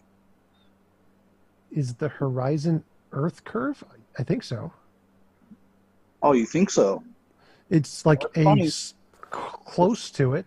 It's That's definitely funny. 'Cause, refracted. like the flat Earth says, it's not Earth curve. Yeah, Like, I say yeah. I say the horizon is an effect of the Earth curving, which is exactly Yeah, what it yeah, is. So- that's yeah, correct. but So you also say it's not Earth curve. yeah, it's not literally the curve of the Earth because the horizon is a bunch of light that we see. So it's not actually the actual thing. So the horizon is not geometric. Yeah, the horizon is just an image produced in your brain. It's not an actual thing that exists anywhere. Well, welcome to flat Earth, bud. No, that's a straw man. No, it's not. Yes, it is. Your globe model says you have a geometric horizon. Straw We don't man. have a geometric horizon. Yeah, Bumpy, I've told you this before. That is a straw man of our model. Refraction exists in our model. End of story. Please tell us all again how your model is a straw man. Wait. So No. That Bumpy, is your model. No, my Bumpy, model do includes you- refraction. So your Bumpy, model Bumpy- does not have a geometric horizon? Right, let TJump speak. Bumpy, do your eyes deceive you? Can you see illusions, optical illusions? Yeah. Okay, so the fact that you see this thing, could that be an optical illusion? That's exactly what it is. Okay. And you agree with me. You say it's not Earth curve. So it's not Earth curve. It's an optical illusion. It's the Right, apparent refraction position is where an the sky and optical ground meet. illusion. That's great. So I'm not saying the Earth is curved because we see refraction. No, you're saying the Earth is curved, but you don't have a geometric horizon, which you need a geometric horizon to have Earth. No, it has one, but the fact that you look and you don't see it Where is it? exactly doesn't matter. So Where the is it? fact that your eyes, which are very fallible and see optical Show illusions, me a geometric horizon. wait. Your eyes don't matter here. Your eyes are crap. Eyes are bad evidence. Show We need me something the better than geometric eyes. horizon. You said you have a geometric horizon. Show it to me. When we can send you pictures of space, they exist. Like we can literally show you the entire curve of the Earth. No. Yeah, Sorry, we bud. can. Yeah. Can you prove those were taken in space? Yep. You know that's a second law of thermodynamics violation, right? That's a straw man of the second law of thermodynamics. Wait. I want to hear how it's a violation of the second law of thermodynamics. What is the second law of thermodynamics? Entropy. No. Entropy isn't a law of thermodynamics. What does it If I was say? a What is the vacuum, second law of the air would thermodynamics? fill the space. No, like, So Bumpy, he's asking you vacuum. specifically what is the second law of thermodynamics specifically. Can you cite it for us? I don't know specifically, but entropy. Well, it establishes the concept of entropy, and do you know what that is? Yeah, it's fuck. It's sorry, brain fart. I don't know. I don't know off the top of my head, but it's like the it's a Systems term, tend to order towards chaos, or something like that, right? yes, chaos. Close Chaos. enough. Yeah. I was gonna say Great. chaos, but I wasn't sure if that was gonna be like the right term or not. But yes. Great. So like, there's a thing called a magnet. Have you ever played with a magnet? Yep. Okay, and so magnets don't tend to fall apart; they tend to fall together. Correct? Like the opposite ends. I'm still waiting for you to prove Earth curve. I just answer the question. What did you say? Go ahead. Magnets, they attract. Like if you take the opposite ends, they pull together. They don't push apart. Sure. Right. So things don't always go apart. There's certain things that can pull things together and they can form. Right? This is like forces pull stuff together. Yeah. And we drop stuff, like that's kind of the same thing where it's being pulled down for some reason. Well, it's not. How do you know it's being pulled down? Well, pulled is just a word here. So we know that when we take magnets, they attract each other. And when we drop an object, it's attracted to the ground in the same way, right? No. I don't know. That's your claim, right? So like when we have a magnet and we put it close to another magnet, the second magnet will like pull closer, correct? It will pull towards it. Yeah. And when we have an object and we drop it, it will like pull towards the earth. Well, you're assuming it's being pulled towards the earth. Pull is just a random verb here that could be replaced with any other verb. It just means it moves. It moves in a direction towards another thing. Does it? Does a helium balloon move towards the earth? Does what? Does a helium balloon move towards the earth? No. Does steam move towards the earth? Right. Remember, like if we flip the magnet around, so we have a magnet that we pull the positive end to the negative end, they pull together, and if we flip it to the positive end to the positive end, it pulls apart. So the fact that they pull together in some cases doesn't mean they do in all cases.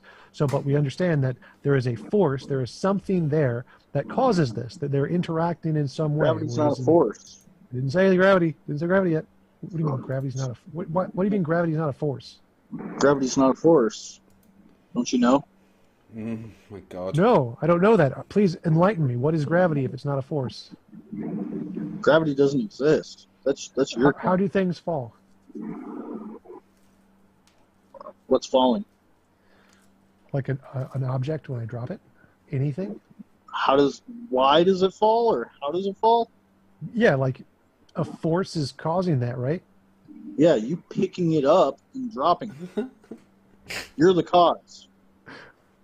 I'm asking about so if I pick up an object and I let it go, now I didn't cause it to fall. Like I'm not the one. I'm not forcing it down. What's it doing before you picked it up? Sitting on the ground. Exactly. You caused it to fall. I picked it up and dropped it. Yeah. So I'm asking just about the falling part. I'm asking like what is causing the pulling down? Because I'm obviously not using my magical force powers to push it down. Nothing is pulling down. Nothing is pulling down. You're saying something is pulling down. Nothing is pulling down. You picked up something. You picked up the pen and you dropped it. So if nothing is pulling down, wait. So if nothing is pulling down, why doesn't it just float? Because it's heavier than the air.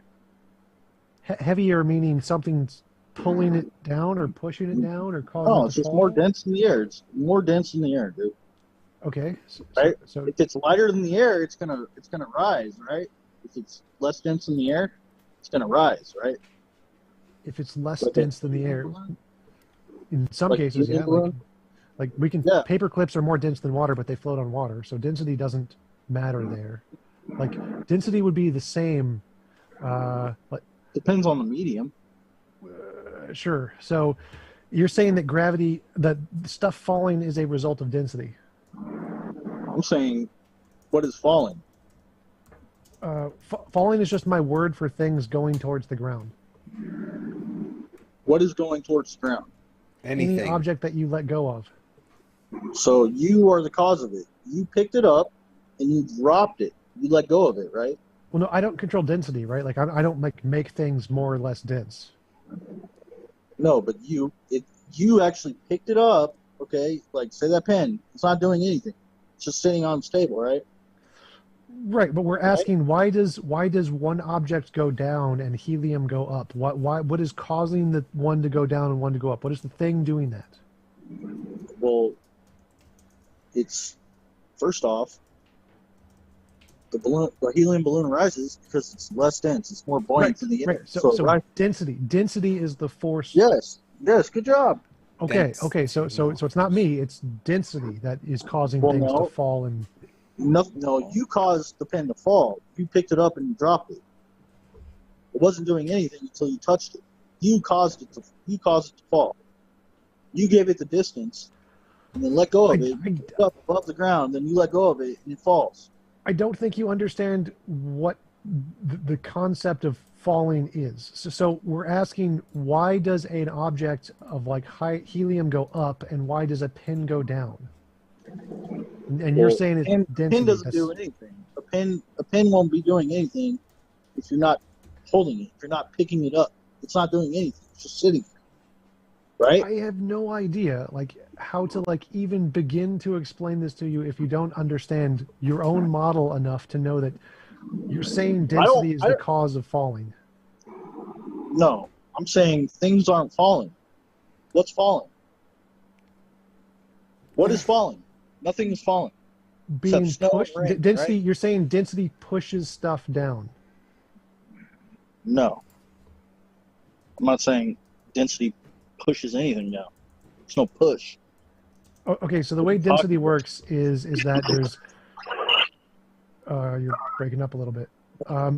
So the way density works is that there is a high pressure and a low pressure, and the high pressure crushes things, and the crushing causes it to go towards the lower pressure. So it pushes it up or it pushes it down. So it's push then. Yes. That's what you're saying?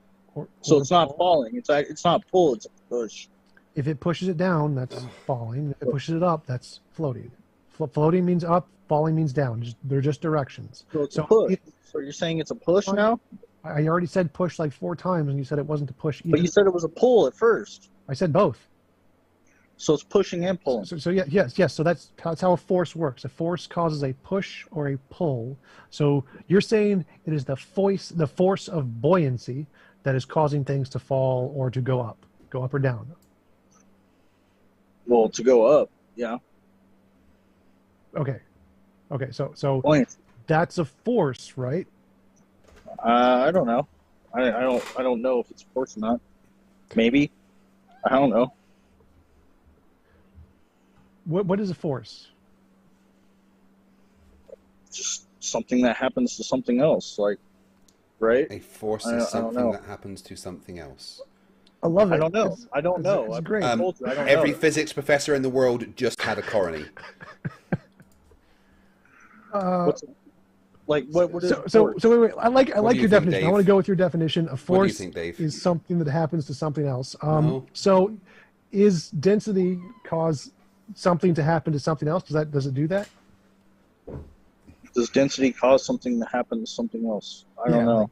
Like do less dense objects go up and do more dense objects go down? I don't know. Yes, less dense objects go up, more dense objects go down. So that's Right? something Am I happening right? to something else, I mean, right? Does that not Yes, happen? yes, that's perfect. So something is happening to Does that something happen? else. Does that happen? Yes. Okay, so you agree with me? Yes. Then that is buoyancy is a thing. Things go up if they're less dense and Density is down a if they're thing, more right? dense. And Yes, density density is a thing. Correct. Okay. Well then, all right. So And that's a force by your Okay. definition. Okay, so if there was just a gas in a room, for example, why does the gas go down? Like we can create vacuums in a lab, right? yeah. Well, Okay, so if we what's create the a definition of a vacuum? no air. No air. Okay. Yep. Yeah, we can do that. Yeah, so we suck out all the air in a room, and if we put air molecules into the room, will the air molecules go towards the ground, or will they spread out evenly? Will the air? You don't believe in Well, if you molecules. put air molecules into a vacuum, it's no longer a vacuum. Right. So I'm not saying it. So I'm saying we start with a vacuum. So there's no air molecules in there, and then we put air molecules into them. What will happen to the air molecules? Will the air molecules evenly spread out across the room exactly the same, or will they gravitate towards the bottom? Well, yeah, that's exactly what they do. They spread out till they hit the container, till they hit the edge of the container. That's how you have pressure. You can't have air pressure without a container. Okay, let me ask you a different way. So is there more pressure at the bottom or the top? I don't know. Or is it the Depends. same? I have no idea. Never done that.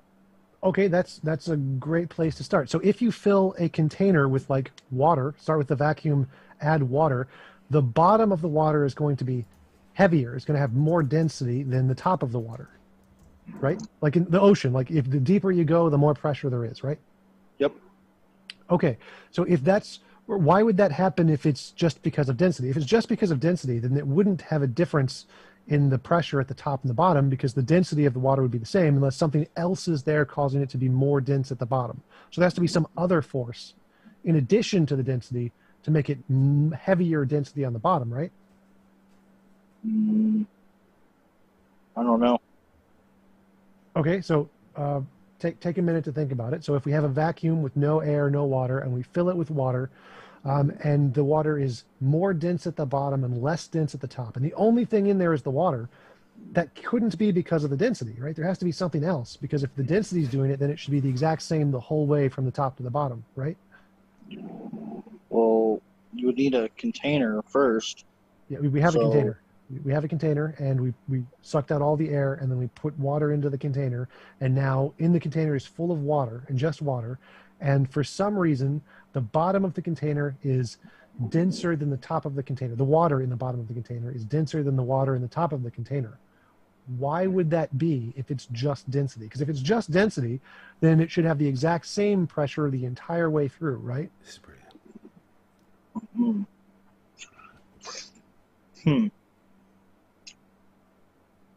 I don't know. Maybe, yeah. Well, if the water, okay. I don't know. I would think so. Yeah. I don't know. Yeah. So I think that's great. So there's this some other force there. So we have density, we have it in there, but there's something else in there with the density. Density isn't the only thing working. There's some other force in addition to density, which causes the pressure at the bottom to be greater than the pressure at the top. I like to call that gravity. Whatever we don't know what this is yet. We have no idea what's doing this. Just something in there is causing the pressure at the bottom to be more than the pressure at the top. And whatever is doing that also affects everything else, like air and rocks. Well, wouldn't it be the container? How the container is the same. Well, the container is the same on the top and the bottom. Wouldn't it be the container causing that, though? No, the container is the same all the way through the container. Why would the container? How would the container? Because do you that? need the container first. Right. So we have a container. So that's the cause. And how would it cause the pressure to be more at the bottom than at the top? Because you can't have pressure without a container. Okay, but you can have a container with equal pressure the entire way through, right? Yeah, but see, all this, you need a container first. So the container is actually the cause. So we have a container. How does the container cause there to be more pressure at the bottom inside of the container? Like the container can only apply It wouldn't equal have pressure to pressure at everything. all. Wouldn't have pressure at all without the container. Okay, so inside of the container, we have a container. Like we make vacuums with containers. We buy the container and then suck all of the air out, so we have a container. How does the container add more pressure to the stuff at the bottom of the container than at the top of the container, inside of it?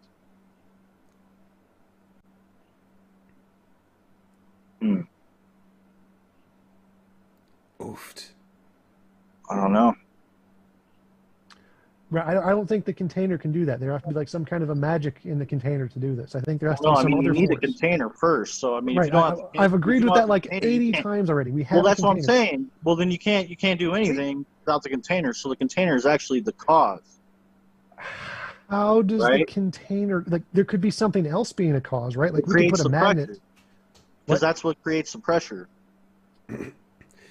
Okay, right. So If you TJump don't is have the saying container, he you don't have any agrees that pressure. Bumpy, TJump is saying he agrees there is a container, right? And that container is Yeah. causing pressure inside the container. But TJump's question is, why is that pressure greater at the bottom of the container compared to the top? No one's disagreeing that there's a container and that the container is causing the pressure. But why is there a greater pressure at the bottom of the container compared to the top? Because there's a container. That doesn't explain why the pressure is different. Yes, because there wouldn't be any pressure if there wasn't a container. How's that not make sense? If you don't, I if you don't agree. have the I agree. container, So you can't if have there's the difference in pressure. so if there's no right? container, there's no difference. Fine, but we're saying there is a container. So we agree there's a container, but inside of the container there's a difference. So like if there's just the container, you'd have the same thing. So if there's nothing but a container and stuff in it, then the pressure would be the exact same the entire way through, unless there's some special mechanism in the container I that just can told like you push the stuff to container bottom. is the cause. How does the container push stuff to the bottom of the container? Because the pressure is pressing off of the container, pushing the stuff down. You need the But container. the pressure would push off of all of the sides of the container equally, right? Like, why would it be pressing in one side more than the other sides? I don't know, but you would need a container. The container's the cause. Right. So we have a container, and the stuff inside of the container is pushing on all of the sides of the container equally, right? Or does the water you just say not it's like gravity. You say it's gravity, right? I say it's a container. Yes. Okay, so you say it's the container. So let's say you're right. Let's say it is the container. Somehow, inside of the container, the water is pushing on all of the sides of the container, but for some reason, it's pushing on the bottom more. Why is it? The water is more dense than the air. There's no air. It's just full of water. Remember? So we have a container. We sucked out all the air. We put in a bunch of water, and for some reason, the bottom of the water, like in the ocean, is denser than the top of the water, right? Yeah. Okay, so we're asking, in the container that has only water in it, why is the water on the bottom more dense than the water at the top? I mean, you said it was because of the container. Okay, so inside of the container, the water is pushing on all of the sides of the container equally. Like it's not selectively pushing on one side more, right? The water doesn't do that. So like water spreads out evenly, right? Well, it's the container. So I'm saying, if you don't have the container, you don't have the pressure at all. Okay. So water, if you pour water into a dish, it spreads out evenly, right? Well, a dish is a container, right? Yes, It dish is contains a the container. water. Yes, so if you pour water in, it spreads out evenly. The water pushes on all the sides equally as hard. Like it's not like pushing on one side harder than another side. Right? Yeah. Okay, so we're asking, why does the water push on the bottom more than it pushes on the top? Well, you just said that it's pushing everywhere the same.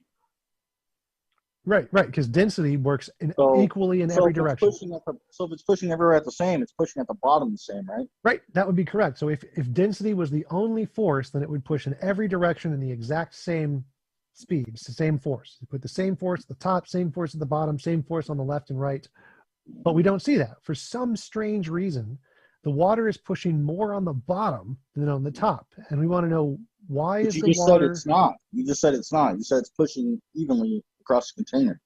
Density pushes evenly in every direction. But we're saying if we put water into a container and density was the only thing, then we would see it push equally in every direction. But we don't see that. For some strange reason, water pushes harder on the bottom than the top. Why does it do that? Because there's a container. I don't know how to better explain this. You need a container before you can do anything. So container, you need the container, right? You are need the muted. container. You are muted. Flat Earth. Muted. Still. Do you need a container? All right, Bumpy, look at this picture I've got here, right? This box is a container, okay? Those dots inside are particles. Now, at the bottom, as you can see, there's a pressure of 15 psi. Yet at the top, there's only a pressure of 1 psi. So what is causing that 14 psi difference between the top and bottom of the container? The container. How is the container doing that? Because it's containing the air. So why isn't the air equal all the way around?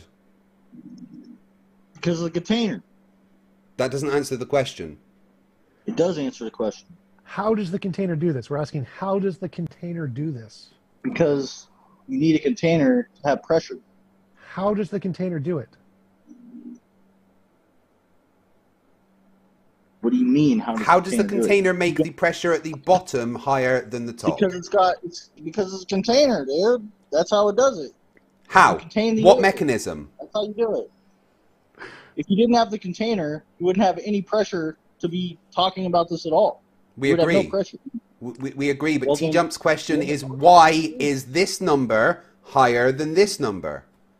And I told you, because of the container. Okay, now please explain the mechanism behind how the container causes that pressure to be different. Because there's a container. What mechanism is that container using to change the pressure inside? Magic. It ain't magic. It's the container walls. So why are the Oh, container walls more, why do they like the gas more here than here? What's the difference in the container between here and here? Distance. I don't know. All I know is you need the Sorry, container T-Jump, I tried to help. to have any pressure. You need a container to have pressure in the first place. So Yeah, I know. All right, And I'm still waiting- I'm good. I'm good to move on to still the next waiting- point. Like I think we've gone through that. Yeah. Okay, so that was technically Hip Hop Hippie's point of there being no curvature, and it ended up on that. well, he still hasn't proved that there is curvature. So He absolutely did in his first point. No, he didn't. Whether No, he you didn't. think he did or not is irrelevant. As the moderator, I'm I saying know he it's did prove irrelevant his to claim. you. I know it's So- irrelevant to you, but he didn't prove anything. He didn't show Um, anything. Just talked about Well, hypotheticals. as the moderator, I am saying that T-Jump sufficiently proved his point first time round. However, you didn't prove your point on your time round. So now T-Jump's next point was, I believe, that we've been to space. Sure. Yeah, we've literally seen it. We have pictures from it. You can buy a ticket now for lots of money to go to space yourself. Richard Branson's plane. What space? Space is just lower. It's the top part of the diagram. Fight the Flat Earth's head there. Like, because we know that there's something causing a higher pressure at the bottom and a lower pressure at the top. The lower pressure at the top, that's where the space is. So what is space? It's just a very, very low pressure at the top. Okay, but there's still pressure. Technically, yes. How could there be pressure with no container? Because there's still atoms there. Like there's nowhere that has literally zero molecules. You want to prove this? What do you mean? Like, yes, we can prove it in the Casimir So- effect, which demonstrates so- that virtual particles exist. You say there's atoms up there. Yeah. Prove it. Well, we've Prove been it. up there, and we have sensors, and the atoms. hit You the haven't sensors. been up there. You say we. You haven't done anything. Human beings. We human beings. So you mean they have been up there, right? Sure. Um, Sure. You can buy So a not ticket we, for yourself. not we, right? Hip Hop Well, Hippie, now, what you're doing is the genetic fallacy. You're attacking the person instead of the evidence. It doesn't matter if T-Jump has been there personally What himself. evidence? People have What been evidence? to space, and there is evidence to suggest that. So instead of attacking T-Jump for not going to space himself personally, please address the evidence that he is presenting and talking about. Yeah, he's saying there's atoms up in space. Yes. Prove it. People have literally been there and literally interacted with them. And you believe that, right? Yep. They have proven it. So you have a belief. Yes. So you have a religious belief that people have been to a sky vacuum. No. So you just said yes, and now you're saying no. So not A all belief beliefs is not a are religious religious belief. beliefs. Yeah. So all But yeah, flowers are all roses are flowers, but not all flowers are roses. well, All religious beliefs are beliefs, but not all beliefs are you religious. know the globe is a religion, right? It's a No. cult, No, right? You know that, right? no, You don't it's know not a that? religion. No, Which that is a straw man of both religion and the globe, so no. Because, what, you say so? Because it is a straw man of both religion and the globe, so no. Well, the globe is a religion. No, it's not. Because you believe it. what's a religion? I don't know. What is it? Well, you're saying the globe's a Yeah. religion, so you must have some definition of religion, right? Like, what's a religion? It's a belief. It's a belief in something. No.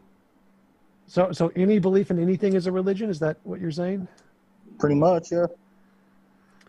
So I believe I am holding a cell phone. Is this a religion of the cell phone? Oh, No, hail no, the you're- mighty TJump cell phone. You know that's a cell phone, right? You know that's not a belief, right? Yeah, I think you're still getting hung up on the fact that you think knowing something isn't a belief. So you believe you're holding a cell phone? You don't know that you're holding a cell phone? Right. So belief just means any idea you have that in your So- head you think is real. That's what belief means. So any idea in your head that you think is real is a belief. If you believe the world is bumpy, that's a belief. If you believe that you have a hand, that's a belief. If you believe there's a TV in front of you, that's a belief. Those are all beliefs. Well- They're all ideas in your head that you think are the case. So that's No, belief. it's- Belief it's- just means they're not ideas in my head. I know the earth is bumpy because there's mountains. and It's not a where did belief. you construct that thought? Like you Where were did I thinking, construct you that were thought? thinking these words, right? You were thinking inside of your head, the mountain. There are mountains. Like that is a sentence in your head somewhere, right? So there are mountains, right? Sure. Where did you come up with that? Like, do dogs know that there are mountains? Do ants know that there are mountains? I don't know. I'm not a dog or an ant. Guys, I need to use the toilet quickly. Please behave. I'll be back in 3 or 4 minutes, all right? Right. So a belief is any idea you have in your head which you think accurately describes reality. So any that doesn't belief mean it is your reality. imagination. Correct. But that doesn't mean it is reality, right? Correct. There are true beliefs and false beliefs. So a belief is just an idea you think describes reality, and some of them are correct. The true ones, those are knowledge, and the false ones are not knowledge. Okay, so you have a belief that people have been to space. Right? That's a belief. Okay. And you have a belief that and at people least you have can not. admit that. At least you can admit that. Wait. because a lot of people So, can't admit that. so you have a belief people have not been to space. Well, I know people have not been to space because space doesn't exist. So remember, anything you know has to be a belief first. You can't know it before it's a belief. It has to start as a belief, and then it also has to be true. Like No, because if space did exist, the air would fill the space. The oxygen. Okay. So we're talking No. about beliefs. I'm sticking on this belief knowledge thing. So Well, that's for reality. something for That's not belief. anything to be knowledge is a thing that you know. For you to know something, you have to have an idea in your head first, right? You think this is knowledge. You have an idea, right? It has to start as an idea in your head, Okay. and then that idea in your head, any idea in your head is a belief, right? If you think it's true. Yeah, I don't know, man. I don't know. This is kind of boring. Take a minute to think about it. So any idea in your head is a belief, and some of those ideas are correct. They describe reality correctly. So I believe people have been to space. You believe people have not been to space. One of those beliefs is true. One of those beliefs is false. Yeah, correct? but see, you're making a claim that people have been. Right. So I'm talking about just beliefs here. So you have a belief people have not been to space. I have a belief people have been to space. One of us is right. One of us is wrong. Right. Yeah, sure. Yeah, you're wrong. Okay, and so one of us has knowledge, one of us does not have knowledge, but we both have beliefs. Well, you have a belief.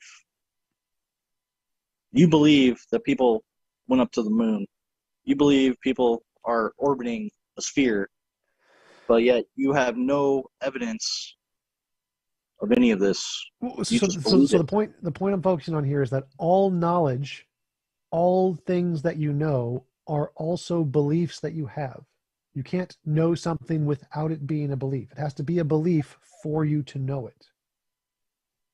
Okay. Whatever you say, guy. Or if you disagree, how can you know something and have it not be a belief or a thing you imagine in your head to be true? How can it not be something you imagine and be something that you know in your imagination? Like where you know all the things that you know are facts in your mind, right? They're all things in your mind.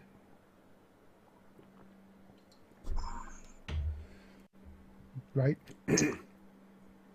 Yeah, Right. I think so. Should we Okay, get back so to the fact that T-Jump's saying that people have been to space and how we can show that to be fact? 'Cause Yeah, yeah. I'm waiting for the evidence. I'm waiting for the proof. Let's put it that way. I'm waiting for the truth. Come on, show me you going to space. That's a fallacy. You don't need to show T-Jump going to space. Well, no, he says that's possible. Yes, it's possible. Why would that not be possible? Because Just costs like space 250 grand. doesn't exist. If space doesn't Space exist, how doesn't do we exist. get this picture? Wait, shit, no, Actual sorry, picture. I'm not supposed to show that. Fuck, my bad. Oh no, I'm sitting with a dude who thinks unicorns are possible. So, I mean, but yeah, replicate that. Replicate what? Go up to space. Go up to space. Go do it. You can do it. If you can do it, go do it. Yeah, so if you bought a ticket on Richard Branson's little plane No, flight you thing, do it. You do it. I want That's your belief, bro. right, Why but don't you do it? I want you to believe it too. So I want you to do it. I want you to experience this. So if you went to space and saw this, would you believe it? Space doesn't exist. Okay, so if you went to Doesn't space, exist. you'd believe it, right? So if you saw this, if you went into a spaceship and went up into the atmosphere and saw this, you would believe it. Well, yeah, I would know it because Cool. I would have done it. So Right. so if you buy a plane ticket on Richard Branson's flight and he shows you this, you'd believe it. Well, yeah, I would know that the Earth is a globe, Cool. right? Cool, fantastic. You would know that, right? So lots of people have done this, and so they know that the world is Well, round. you say that people have done this, but you can't Yep. prove that they've done it. Doesn't this photo prove it? No, doesn't prove it. How You not? said prove is just being able to see it. So they've You're seen saying it. that's true. You have to prove that that's true.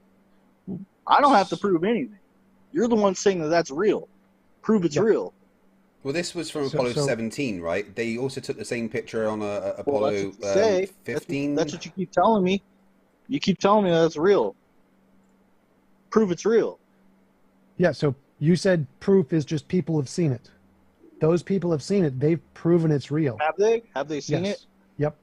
How do you know? So They that part take I don't the need picture. to, because they've proven it's real. Whether you believe them doesn't matter. No one cares if you believe them. They've proved it whether you believe them or not. Well, that's because you say so. No, because they've literally done it. So they've done Well, it. did you say Whether so, whether right? or not Did whether or you not say you so? believe them, whether or not I say so, doesn't matter. Me and you Well, don't whether or matter. not They've you proved believe it. them, whether or not you believe them, you're the one who believes them. Bumpy. It You're doesn't the matter. one saying that they've done it.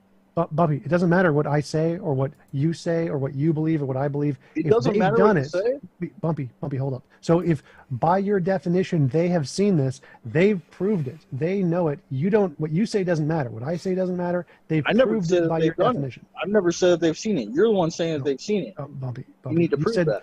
You said proof is you have to see something to prove it. That's what you said. So if they have seen it, then they have proved it, correct?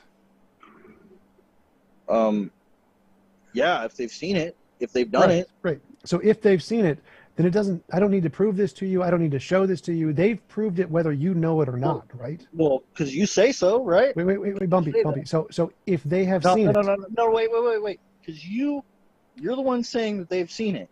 yep. Prove it. So Bumpy, if they have seen it, if they have proven it, Can you prove wait, that? Hold up, Bumpy. Can you prove Hold that? up, hold Can up. you prove that? hold No, up, no, Bumpy. no. Hold up, You hold on. hold up, You hold Bumpy. on. You hold on. Hold Wait. on. Hey, Hold on. Bumpy, Wait. stop. Let T-Jump finish and then you can speak. T-Jump, off you go. Speaking out of his ass, dude. Bumpy, stop and let TJump speak, and then you can go. So if someone has gone to space and they have seen it, they have proven it, and no one else's opinion matters, right? You not knowing it doesn't stop them from being right. They're right whether you know it or not, right? Well, if they have seen it, sure, yeah. Okay, fantastic. So if they have seen it, they're right, and I don't need to show anything to you. You're just wrong and you don't know it, right? Okay, for sure, dude. Yep. Phenomenal. So they have seen it, and you can see it too if you go up and buy a ticket. So we know for a fact this is the case. We can see the pictures. We've seen people go to space. We have every reason to believe this is the case. There are literally satellites up there. You can bounce light and lasers off of the moon with very powerful lasers. Can you? Can you? Yes. Uh-huh. Yes, you can do that. Prove it. Prove it. You can just go rinse a laser at Prove one it. of the big You things. prove it. It's your claim. Yes. Do Yeah, it. there's literally You can do it. You there's can do literally a it, place you TJump. can go and do it. You can It's do been it, done bud. all the You time. can prove it. No, just because you say so doesn't mean it has been. Do it. I had Do it. someone on this channel recently that Do did it, it guys. themselves. Do it. So Do it. I challenge you guys to do it. Well, the problem is Make that we can videos do of it. Make videos of it. Make videos of it. Do it. Sure, all but right, there are Bumpy, will tons you of them. shut Do it. up? Seriously, cool your tits, man. You're like a triggered little child. Do it. You're the one saying Do that it. can be that's done, so do it. But Show Bumpy, me. these are things that you yourself could do. Like we've already done all these things. We've had No, freaks you who do haven't. these things. You haven't done it. Bumpy, you haven't Bumpy, done Bumpy, it. Bumpy. You haven't done it. You can do these things. You yourself can haven't go done do it. these things. You haven't done it. Genetic Bumpy, fallacy. Bumpy. Right, stop with the genetic You fallacy. haven't done it. Okay, stop with the genetic fallacy and address the evidence instead of just going, "Well, you haven't done it." That's not No, going to he's fly just here. saying. All he's saying is, "I can do it." Yeah, it's easy to done. You can go to one of the observatories and do it yourself. Prove it. Just have to Prove book your it. claim. Prove I your could show you a claim. video of it being done right now. What would you have say? the burden. You're saying it's possible. You have Bumpy, the burden. Bumpy, I don't what if have I the showed you a burden. video of it being I done have right no now? What would burden. you say? What I claim, I'll provide evidence. Bumpy. What you claim, you don't Wait, provide. hold on. Dude. Hold on. You have not provided evidence for any of your claims. So don't say that you would do that. I can. Now, I can. The Earth is bumpy. The Earth is no, bumpy. you said that is the my Earth is claim. not a globe. That is my your claim. I can provide evidence for that. No, go to a fucking Bumpy, mountain shut up. range. I'm talking. Go to a Your fucking claim is mountain that the range. Earth is not a globe and space isn't real. You made those claims. What evidence did you No. provide? Yes, you Your did. claim. You have the positive claim. You're the No, one saying you Earth said has a space shape. isn't real. That was You're your the one claim. saying Earth has a shape. I Bumpy, don't claim a shape. Shut up. You're I'm the the one moderator. claiming shape. Bumpy, I'm the moderator. You stop, okay? Your claim is that space isn't real and that the Earth is not a globe. There is no curvature. Gravity doesn't exist. These are things that you have claimed, all right? Whether it's a negative claim or not, Yes. it's still a claim, which means you would have Yeah, to but provide see, evidence you're- for. I'm talking. assuming- You shut up. I'm talking. You You shut up. Shut up, bitch. No, you shut right, up. I'm going to mute you. Fucking mute me. Right, you're muted. So your claims have been made lots and lots of times. You claimed there is no curvature. You claimed that there is no space. You claimed that the Earth, the Earth definitely has no curvature. These are your claims, yet you provide no evidence to back up these claims. TJump has provided plenty of evidence for his claims. So do you have any evidence for any of your claims? Your claim at this point being that space isn't real. TJump has said that people have been there. We can present pictures of people going there. So what do you have to back up your claim that space is not real? You can now unmute yourself. My claim is none of you guys have gone. So Why is the where's fact that space? we haven't gone You evidence have that the space doesn't That's exist? genetic fallacy. You have the positive claim. You Right, have the unmute you positive again claim. unless I don't you... have the positive claim. Okay, I'm going I to don't mute have you. the positive claim. Yes, you do have a So- positive claim. Your positive claim is that space does not exist. That is the claim that you have made in rebuttal to TJump saying that space does exist. TJump can provide evidence that space does exist. He has done so by showing a picture of things from space. Your claim in rebuttal to that is that space does not exist. Do you have evidence for that claim? Yes or no? I will unmute you now. He's saying space exists. It was a yes or no question, Bumpy. Do you have evidence for your claim? He is saying space exists. It was a yes or no question. You do not get to answer anything other All than right, yes yes, or no. I have Do you evidence. have I have evidence for evidence. your claim that I have space is not evidence. real? I have evidence. All right, please present your evidence that space is not real. We have air. You can't have air in a vacuum. Yes, but we know that that air goes to a lower pressure. That's what space is. Oh, do you? Prove Yeah. it. The So it goes to PSI, a the lower PSI at the pressure. top of Mount Everest It's is still like pressure, 4 bro. PSI. The PSI even higher up at that is like, you know, it goes down. Mr. Sensible Yeah, sent a balloon up pressure. to a 10 to negative 2 PSI torr. Sorry, space has generally been measured at 10 to the negative 17 torr. So yes, we have measured it, and there is a gradient that goes to you're low measuring pressure. You're Yeah. measuring pressure. Yeah, and that's what Pressure. space is. Space is a low pressure, You can't have as TJump said. pressure without a container. You need a container to have pressure. Yeah, and we are saying that space That is very goes against low the model. pressure. We are saying that space is a low pressure and that it exists. You claim that space doesn't exist. where's What the evidence container? do you have of that? So where's the container?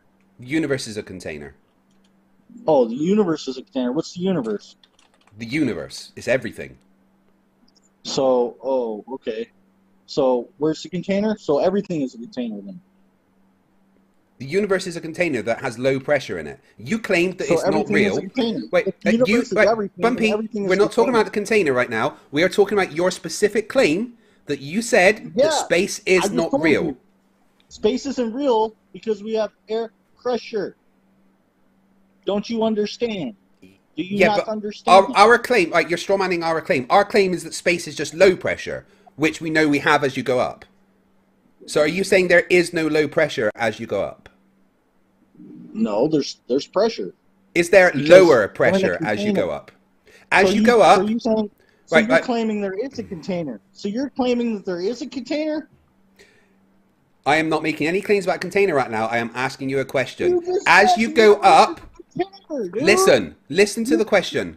As Oh you my go up, God. does the pressure decrease? Yes or no?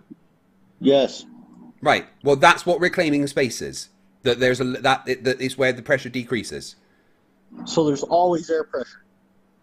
There is always a low pressure. There's always pressure. Yes.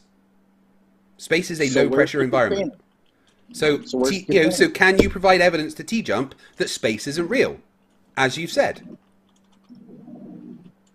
There's supposedly space is a vacuum. No, right? it's not. It's low So pressure. space is not a vacuum. So space is not a vacuum. Vacuum is still low pressure. So if you look up the pressure in a vacuum, it's 10 to the minus -6 to 10 to the minus 15, something like that. So it still has a pressure. Space has a pressure. So it's not a vacuum.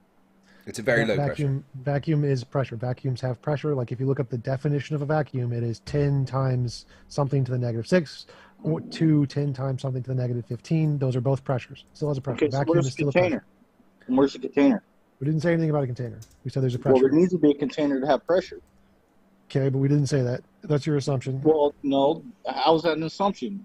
Show me we air tried- pressure without a container. Well, we tried to explain this to you before. Like, if we have a container and we have air in a container, there's still something else there causing a a difference in Yeah, pressure. there's You still didn't- pressure because of the Yeah. container. yeah, there's still pressure, and there's something more than that. Show There's me air also- pressure without a container. You're Okay, saying so you're saying Mm, that that's a you straw have air man. pressure without a container. Don't strawman TJump. He didn't say that there's pressure without a container. we tried to explain to you before in a container. So we grant there's a Well, container. where's the container? We grant there's stop. Where stop. is the So- container? Wait, bumpy.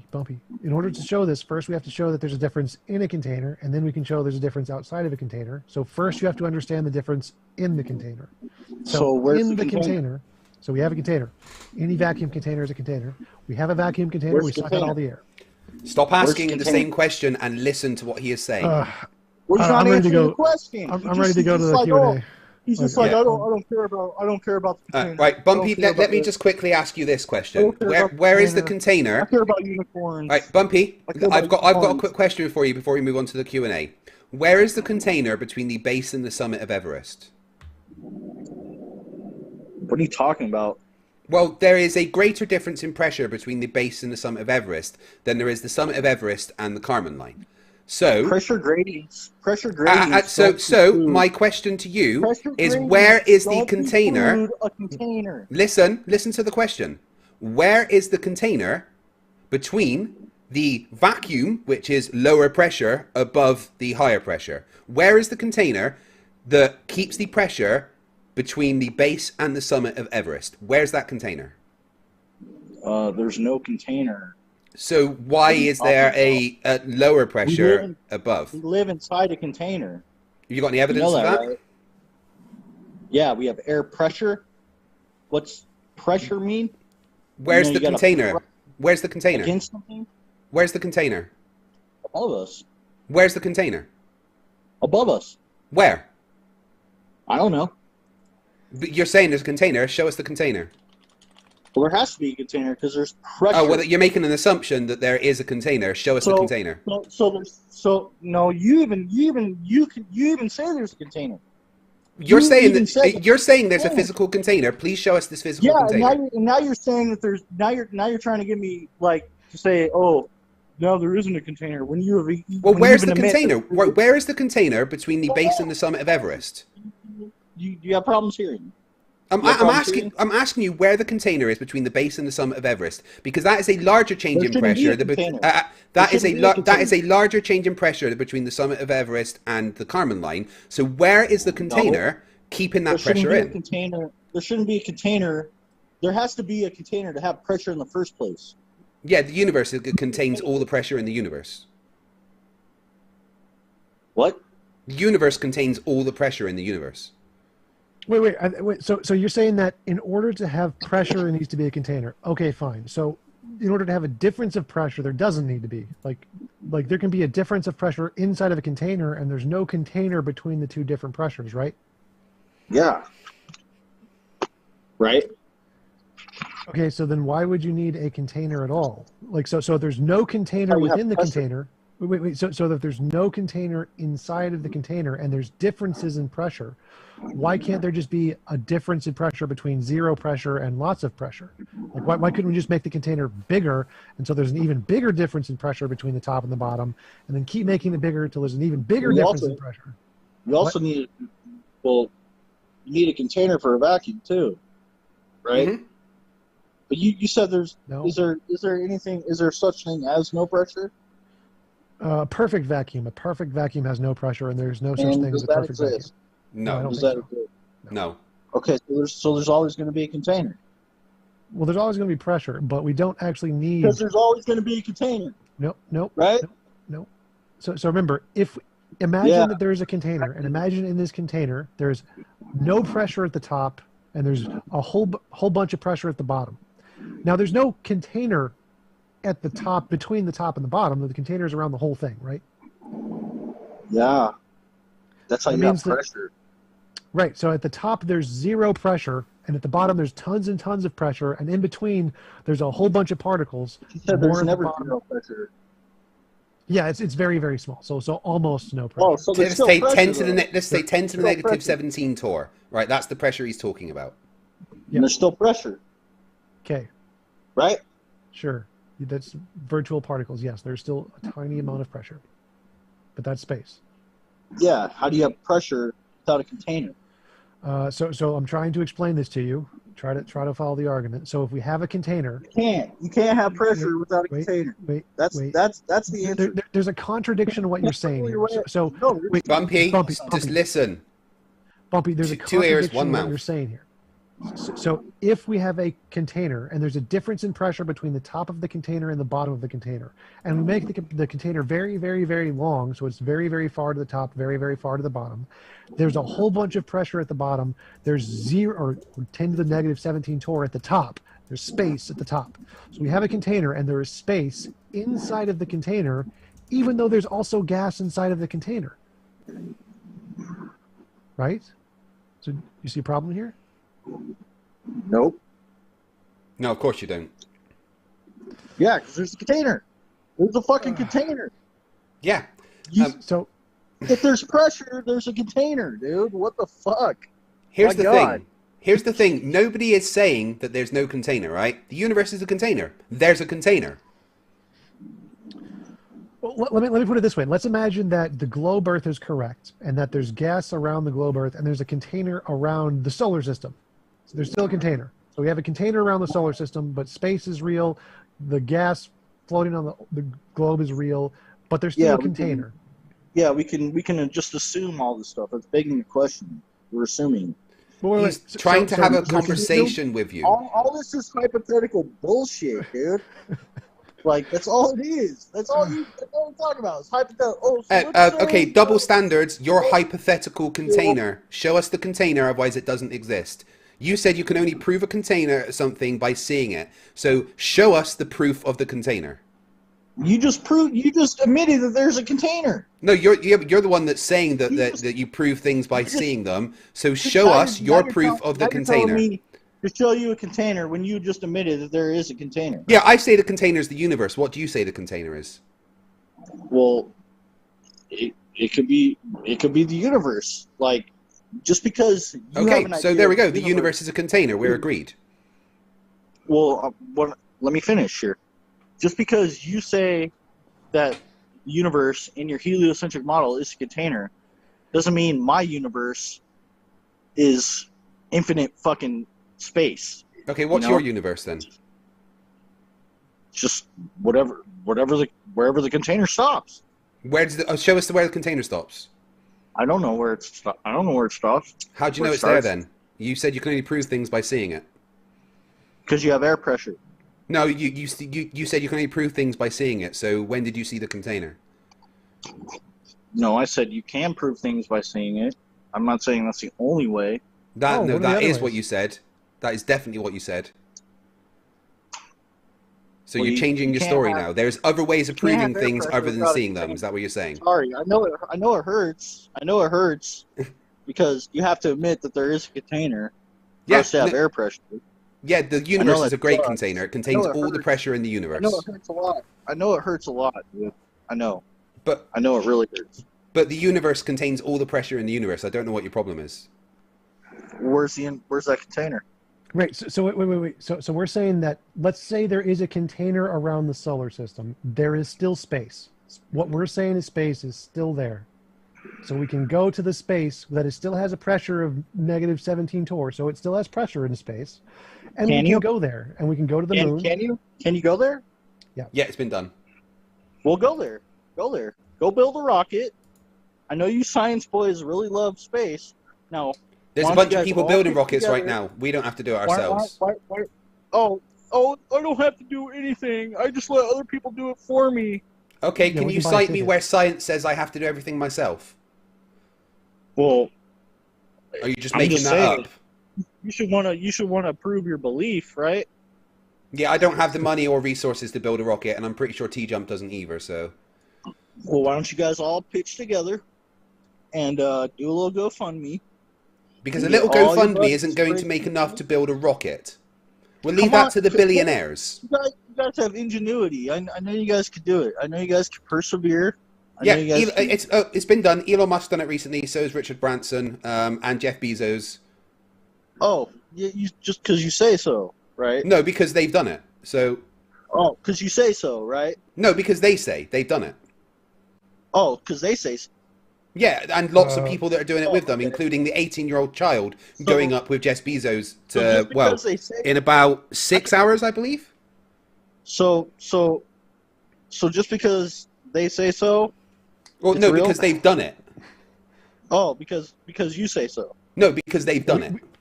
We can watch the thing from the ground go up into the air and go up to the point where we can't see it anymore, and then we can watch the cameras. And that's it. And that's it, right? That's it, right? That's all you can. Then we can see the cameras from inside the thing that they're showing while it's going on. Yep. So here's one picture from space, Apollo 17. Here's another picture from space, Apollo 15. Oh, is that from space? Yes, absolutely, absolutely, yes. Oh, prove it. I prefer the international. Here's the proof. It's done again. Really cool. Yeah. Prove it. No, there you go. There's it done again. That's it done twice. Replicate it. Oh, there's the replication. There you go. There's it replicated. No, I'm talking about you. Why do no? You're straw man in science. Nothing in science says I have to do it myself.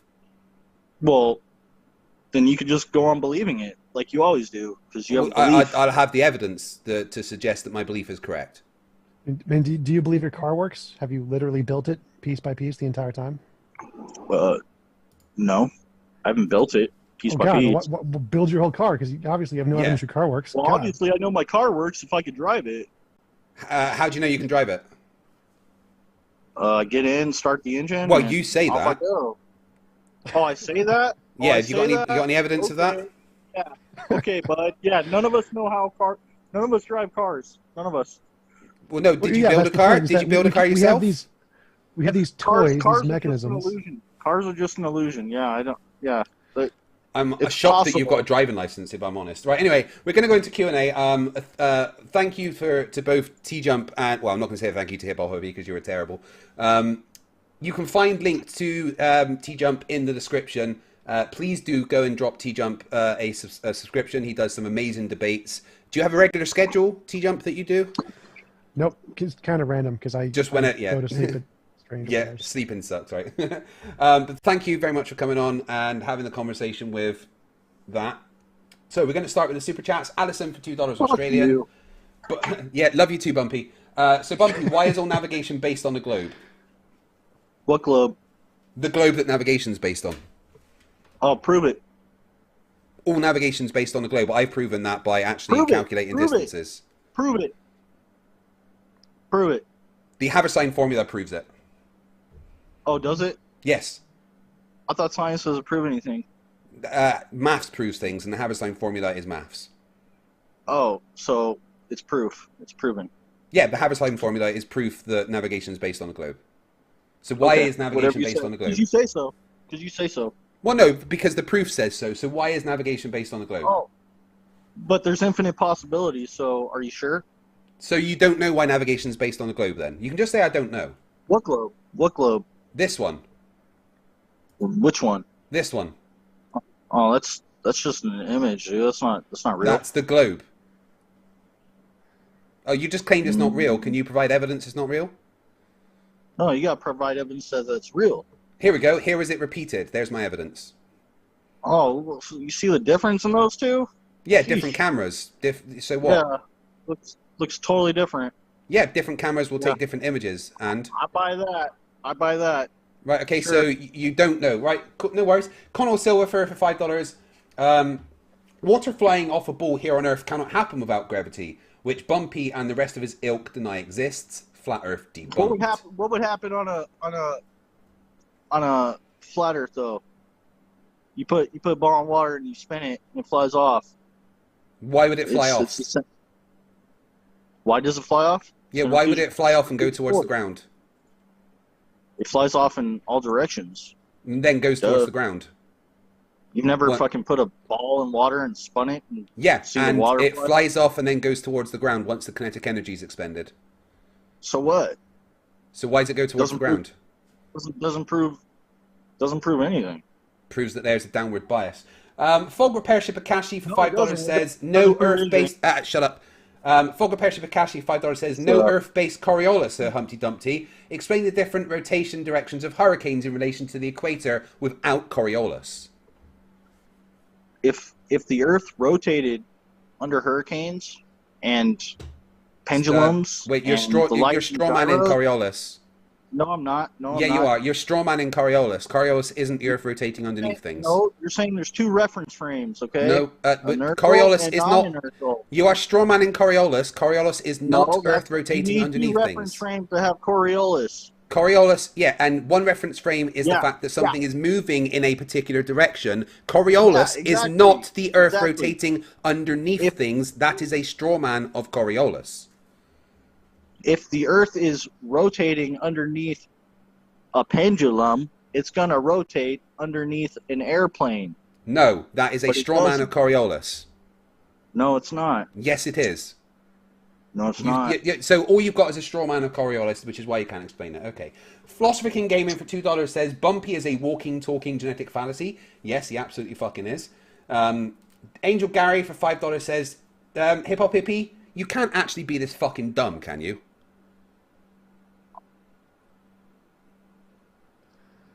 Are you this dumb, or are you putting it on? I'm not the one who said I couldn't use the Black Swan because you're scared. Refraction exists. It's the thing. It doesn't prove anything because refraction exists in our model. So there we go. Say refraction is debunking your geometry. Refraction doesn't debunk our geometry. Refraction exists because of our geometry. Yeah, it debunks your geometry. No, it doesn't debunk our geometry. It exists because of our geometry. Yeah, it does. Richard Walker, $4.99. No, and again, that's another straw man. Yeah, you do not need to be able What's to. A tangent? You can have a tangent can be a straight line to a straight line. It doesn't have to be a straight line to a curve. No, a tangent is a straight line to a curve. No, a tangent can be a straight line to a straight line. It doesn't have to be to a curve. But you do not need to be able to have a tangent to the horizon to calculate Earth's radius. A tangent to a straight line is an angle. You can have a tangent to a straight line. It will be level to it. It'd be level, so that'd be parallel. Yeah, and that would be a tangent to a straight line. So a tangent is a parallel. Not always. You can have a tangent to a curve, or you can have a tangent to a straight line. You don't know what a tangent is. But I know exactly what a tangent is. However, you do not need a tangent. Shut up. Shut up. You do not need a tangent to a horizon to calculate Earth's radius. You do not measure Earth's radius. No, you don't. No, you don't. No, you don't. No, you don't. Shut up. No, you don't. No, you don't. How come the curve calculators have a tangent to a curved surface?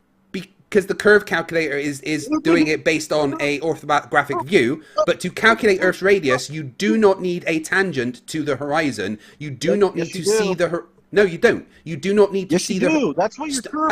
That's what your curve math says. Stop saying. Stop strawmanning what we say. You do not need. Your globe. Hip hop hippie. Just stop. Just stop. Sure. Just stop. You do not need to be able to see the horizon to measure the radius. You do not. You do. No, you don't. You can do it by diverging plumb lines. It's simple. You do not need the horizon. You're assuming a globe. No, you measure diverging plumb lines and you map it out. There's no diverging plumb lines, man. Diverging plumb lines disagree. You're fucking crazy. I've literally shown measurements of diverging plumb lines on this channel many times. Caitlyn Jenner is a female, dude. What? Come on now. Hey, don't be an LGBTQIA asshole by being against things like that. Do I have to boot you for being a dick? Stop being a transphobic piece of shit, all right? I'm not transphobic. No, you fucking are. Fuck you, you transphobic asshole. Fuck you. Fuck you. And no, you want fuck off. And when you get there, you can fuck off again. You transphobic asshole. Poor boy. No, fuck you, you transphobic piece of shit. You are the literal definition of fucking scum. Go fuck yourself. Go fuck yourself. Right? Fuck off, Bumpy. And when you get there, please fuck off again. All right? You do not get to come here and be a transphobic asshole on my channel. This is an ally channel. You do not get to do that here. It just proves what fucking pieces of shit flat earthers actually are. You now get removed. Sorry, TJump, but I don't put up with shit like that. So I guess we get to read the rest of the super chats without the asshole being here, huh? You're just gonna have to play the role and imagine what he's gonna say. Let's pretend to be him. I'm sorry, but I don't put up with anti-LGBTQIA stuff. I am an ally, and I think it's absolutely fucking despicable when people do that. It literally just shows what fucking assholes that flat earthers are. There isn't flat earthers that are decent people because they're all fucking this dumb and retarded that they think it's okay to bash on transgender people. Because in their little mind, they can't see how this person is. It's all in their fucking little tiny, warped fucking worldview. I am an ally, and I will never be ashamed of that fact. Fuck you, Bumpy, you piece of shit. Sorry. Richard Walker for $4.99 says, painful to watch at times, head hurts, 23:33 UK time last night. First time using an ISS tracker and saw it for the first time. Really cool. Yeah, it's amazing that you can literally just look at an app and it tells you where the ISS is, and then you go out and look at it. And they base that on a globe, huh, TJump? No, it's just the bumps. It's just the bumps. Just the bumps, yeah. There's no curve, but Earth's bumpy. What, bumps don't have curves now? Brainy Beaver, $2 says, truth and love. Believe in love. Always believe in love. Logical Hellbilly, $5 says, dipshit hippie asks for evidence, knowing damn well he won't accept any. Slap. Mickey Riot for £5 says, love your approach today, TJ. Just a shame it's wasted on this guy. He's putting more effort into avoiding the truth than looking for it. Classic flurf. Yeah, I like Is there your like one approach. that wouldn't do that? Do you know of any good flirts who would actually like try to engage with the argument? I've probably had 3 or 4 what I would say good debates out of the 540 plus that I've had. I had a relatively good one recently of a guy called Joe Redman, where he tried to put forward arguments and logical, ways of putting things together, but it's still based on just misunderstandings and strawmans of what Earth actually is. I don't think you'll ever find a flat earther that can put together a coherent argument based on physics, because if they understood physics, they wouldn't be a flat earther, right? Yeah, but I like the kinds of conversations I think are the most enjoyable are the ones where there's people who are actually willing to think about what you're saying and try to process through it. So if there's a flat earther who does that, I'd love to talk to them, because just having them be willing to explore your arguments and not just say there's a difference in pressure because of the container. Because the container, yeah, magic container. Well, I was trying to get you JM Truth, because I think you could have a good conversation with him. He's probably one of the only other ones that I've had, I would say, semi-decent conversations with. And JM can at least kind of run through hypotheticals and stuff. He gets a bit pouty and throwing the dummy out of the pram when you put him in a corner, like you did very well tonight, TJ, by putting Bumpy Earth into a corner where the only thing he could say was, I don't know. And whenever they say that, you've won the argument. So maybe JM Truth. Maybe even Mitchell from Australia would be a good debate with you, because he does try to be eloquent and logically consistent in the things he says. He fails miserably, but yeah, I think I'd like to see you debate Mitchell, definitely. Steve6464 for $5 says, I don't know, therefore Earth is not a globe. Basically flat Earth. Holy Smalls $5 says, FTFE, your poll is wrong. It's spelt will win. It should be 1. Yeah, the poll was who will win, TJump or a flat earther, and we've had 935 votes. 89% said TJump, 11%. So nearly 100 people thought that TJump would lose to Hip Hop Hippie. What do you think about that, TJump? You have a lot of flat earthers who watch your channel. I reckon there is.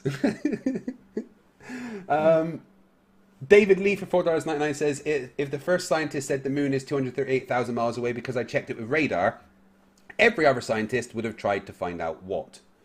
Yeah, if the first one said that's how they did it, then they tried to repeat it. But these things have been repeated so much that we don't need to then go do it again to confirm what they've said, because you don't have to go and do all the science. We don't want to start science again every time we're trying to do something. We'd never get anywhere, right? And more importantly, like the fact that you can do it in your backyard, you can buy a ham radio. It's going to be a pretty expensive one. You can bounce them off the moons and confirm this for yourself, like what flat earthers want. Like they want you to be able to do this personally. This is an example you can do personally. And they won't, because they don't want to prove it to themselves. They don't want to have no reasonable doubt that the Earth is a globe, because it goes against what they want to believe. Well, except for the guy who bought the like $40,000 gyroscope, the laser gyroscope. The $20,000, yeah. Thanks, Bob. That's this video here. If the Earth is spinning at one rotation every 24 hours, that means that every hour it has to turn 15 degrees. And if the gyroscope is mounted anywhere on Earth, it's going to drift. Get the thanks, Bob emojis in. In today's 21st century navigation systems, they're using what's called a So is he ring still laser a flat earther? gyroscope. Yep, It's very much so. Extremely precise. If we could simply get one of these ring laser gyroscopes, He's we would be trying to able prove solve that it's the that aether. there is no Oh, he won't rotation talk of to the me. Earth. One of the people in the community I've tried actually several purchased times. one for $20,000. He says that I'm human But scum. what we found is when we turned on and that that I'm, gyroscope, like, warping we children's found minds that and stuff. We were picking up a drift. A 15 degree per hour drift. Thanks, Bob. Yeah. No, I've tried the whole Globebusters team, and Witsit has talked to me a couple of times, but the rest of them won't even look at me. Like, Jeranism straight up hates me. In fact, he does a podcast regularly with Dearth and Conspiracy Castle, and most nights they bash me quite a lot, but they won't ever talk to me. You know, they just spend hours talking about me, but they'd never dare actually come and talk to me. Yeah, you have a free advertising firm. Yeah, I don't mind. When I started this, right, I started to try and keep track of how many videos about me flat earthers have made. But when it got to like 3,000, I lost count. There's way more videos about me by flat earthers than I've made. So many more. There's a guy called David Banner who, no lie, every day will do a stream and have me in the title talking about how I'm an idiot and stuff. Every single fucking day. Like, it's just constantly pushing me into the algorithm. Thanks, guys. Robib for $5 says, why even debate? Hip hop homeless attempting to derail a conversation because he doesn't understand the words used by TJump. David Lee, $4.99 says, what else it could have been? Philosopher King Gaming with $10. Accepting the hypothetical is recognizing the logic is valid. After that, evidence means the argument is sound. Triple H must accept the conclusion of a sound argument, or he is irrational. That is the start. Yeah. Logic is just something flat earthers don't do. And then there's the double standards that they have with everything, right? You have to prove You can't it to have me. logic without a container. No, you can't. How do you have logic without a container first? I think I might just get a t-shirt that says, where's the container? Holy Smalls for $5. Hip Hop Hippie isn't real because he can't scientifically prove he exists. Since he doesn't exist, his argument is invalid. Well, we wish he didn't exist because he's a transphobic piece of shit. Syed Ahmed, $4.99. Can we all agree the real winner here is TJump's comfy as fuck chair? Yeah, I think your chair's more comfy than you, isn't it? More famous than you, even. My chair's more comfy than me. I mean, you've only sat in my lap like 3 times. I don't know if you have a fair comparison. But everyone knows TJump's chair. Is that a sofa or is it just one chair? It's a Lazy Boy chair. It is a Lazy Boy Crandall recliner. It's a single chair. It's pretty big. Oh, I'm jealous. That sounds well comfy. Oh, look at that. Dude, that looks awesome. Is that quite an old chair? Have you had that for a while? This is my second one. The first one I got, I broke it because I used to weigh like 340 pounds. So I got a new one, and this one's lasted me for, I think, 6 years. Nice. And well done on losing all the weight. Thank you. Yeah, I lost a lot of weight as well. I lost nearly close to 5 stone this year so far. Nice. Yeah, I feel so much Stone better. is like 12 pounds, something like that? Yeah, I feel so much better. And I never want to go back to being fight the tight shirt. Fulgur Pership Akashi, $2 says, Triple H, you are awake in your dreams, logic fail. Yeah,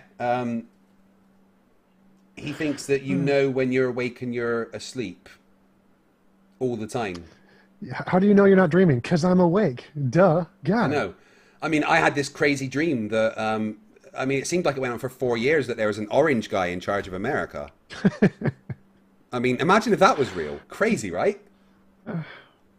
And then there was like a crazy scarecrow guy in charge of the UK. And Wait, a no, turtle, a talking turtle, is the charge of the Senate. Yeah, I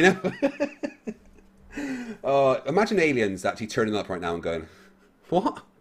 No, just no.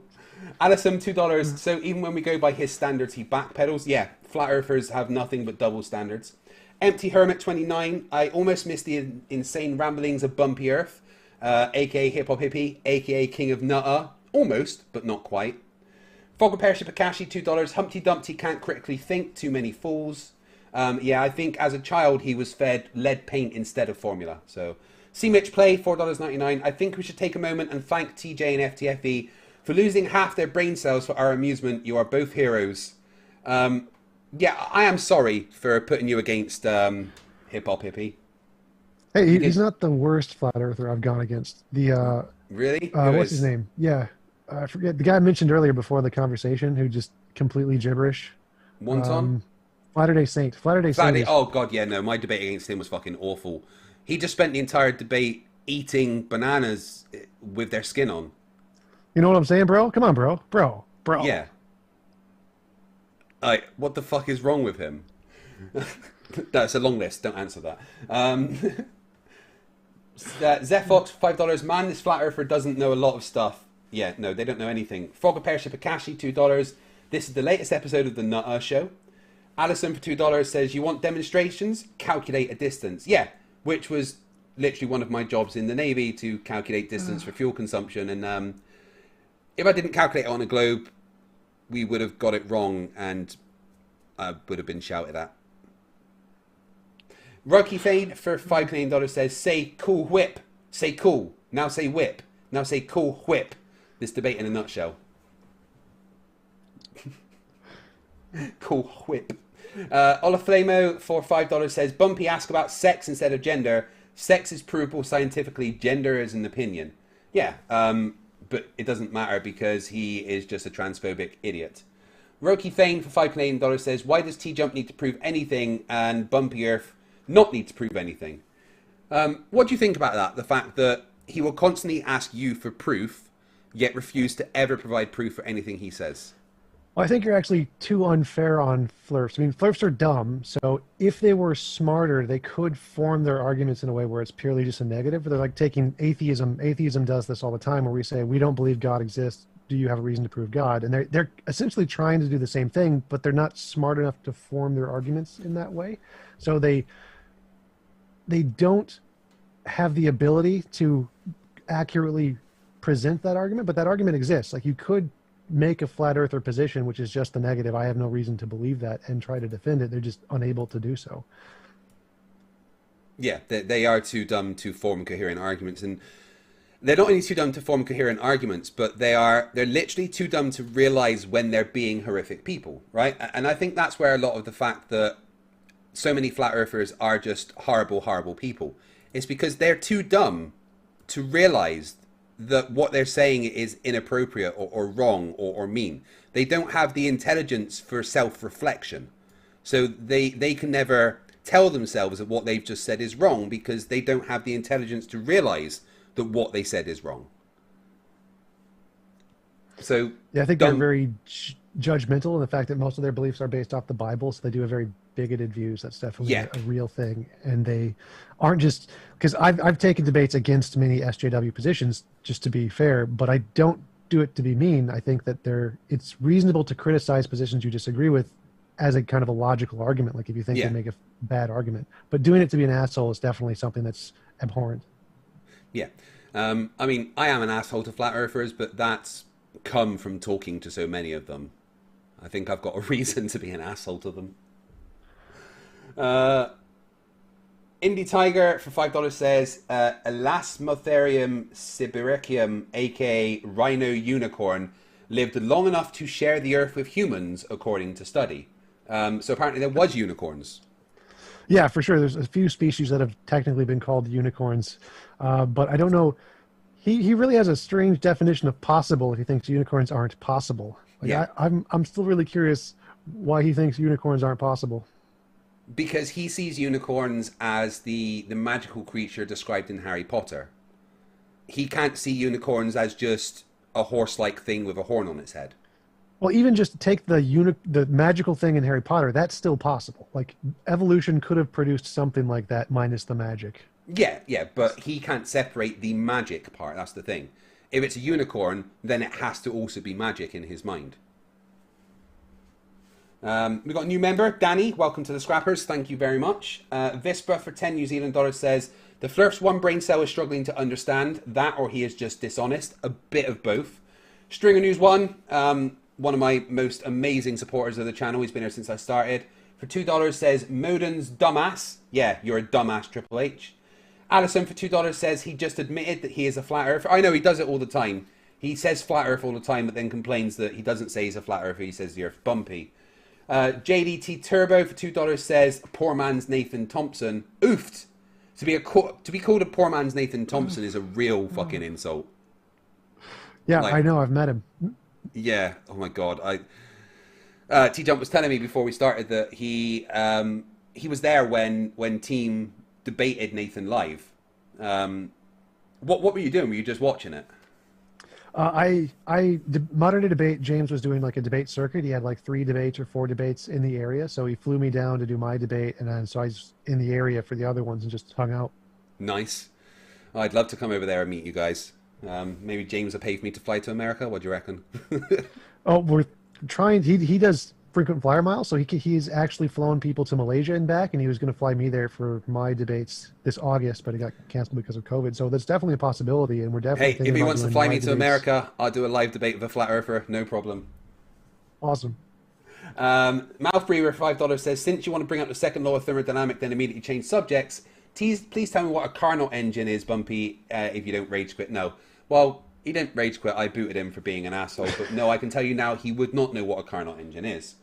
Fokker Pership Akashi for $2 says, how does relative density work with airplanes, Triple H? Connell Silverfur for $2. Bumpy should be banned for scaring away Dave. I think after that outburst, Bumpy is properly banned now.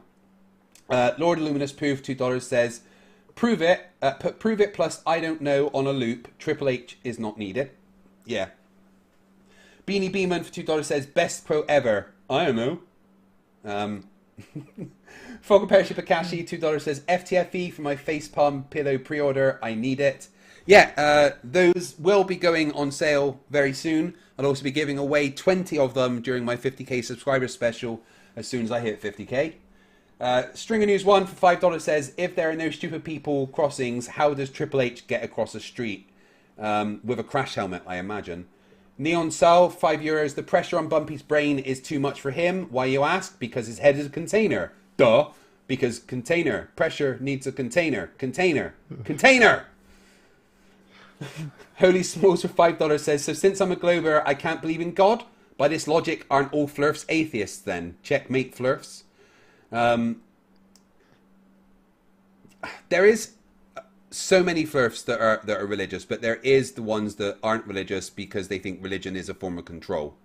But you've not come across any non-religious ones, have you, TJump? Nope, just the usually Christian ones. And usually going by the Bible. The Bible says flat, right? Yep. It's on a disc. It's on pillars. God. Yeah, I know. The four corners. Wait, so Earth's a square? Roby $5 says, somebody called BumpyEarth420, stupid once in his life, and now he's dedicated his life to doing anything to feel intelligent without learning. They never try to learn. Fuck YouTube for $5 says, I have a belief that Flurfs are idiots. Is that a religious belief? No, it's just an outright fact of the universe. Logical Hillbilly for $5 says, Bumpy, this is why you're not supposed to drink the bong water. Yeah. I've done that once by accident. Accident? Yeah, I was drunk as well as high and had a little bong next to the drinks, and I just picked up the bong. You realize really quickly, because it doesn't taste good at all. Like, it's the worst taste imaginable, and the smell that comes with it, like, much vomiting happened. Oh god, it jumped. Where are we?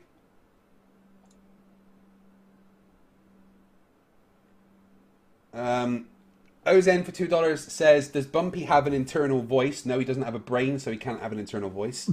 Stringer News 1 for $2 says, triggered as fuck. I got a little triggered there when he started being, transphobic and stuff. I got a little triggered there because I fucking hate it. I think it's disgusting. And I'm a complete ally. So, yeah, I did get a little triggered there, but he gets more triggered. Rayron AD for $5 says, I've never been flying, therefore humanity has not invented flight. Yeah, I've never been to America. I've never been to parts of America, so I guess they don't exist. Never been to Texas, never been to New York. So, they aren't real because I've never been there.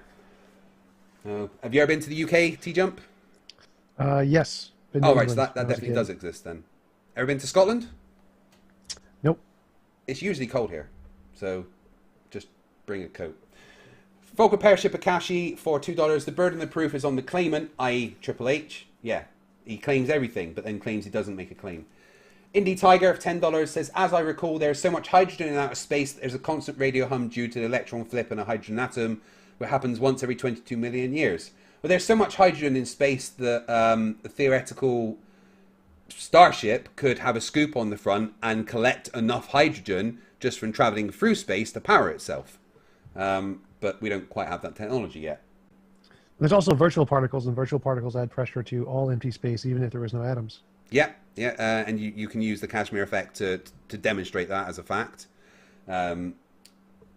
Stringer's one for $2 says 2 ears, 1 mouth, 0 brain. I know, flat earthers amaze me that they've given away their brains and still live. Caucasian Sensation for $2 says, is this rude dude eating while talking? No, he just sounds like he's got a mouthful of ass because, you know, they can't afford proper mics.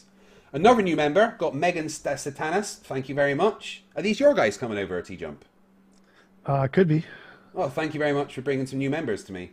Alamarge U for $5 says, where is your South Pole, Bumpy? Is Sigma Octanus pole goes left to right, different direction and yet the same towards the south? I asked him about that before, and he just says that he doesn't believe that Sigma Octanus exists. Like the constellation stars? Yeah. He said he's never seen it, but he lives in Australia. Like telescopes. Do telescopes exist? Because I think you might be able to find it. Question for TJump McSmarty Pants. How long into the stream before you realised you were actually just debating a soundboard of a brainlet?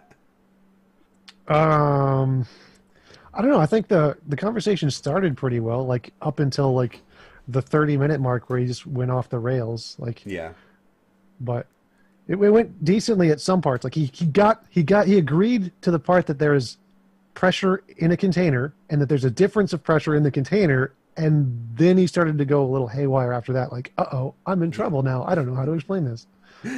What makes the gradient? The container. How? Because it's a container.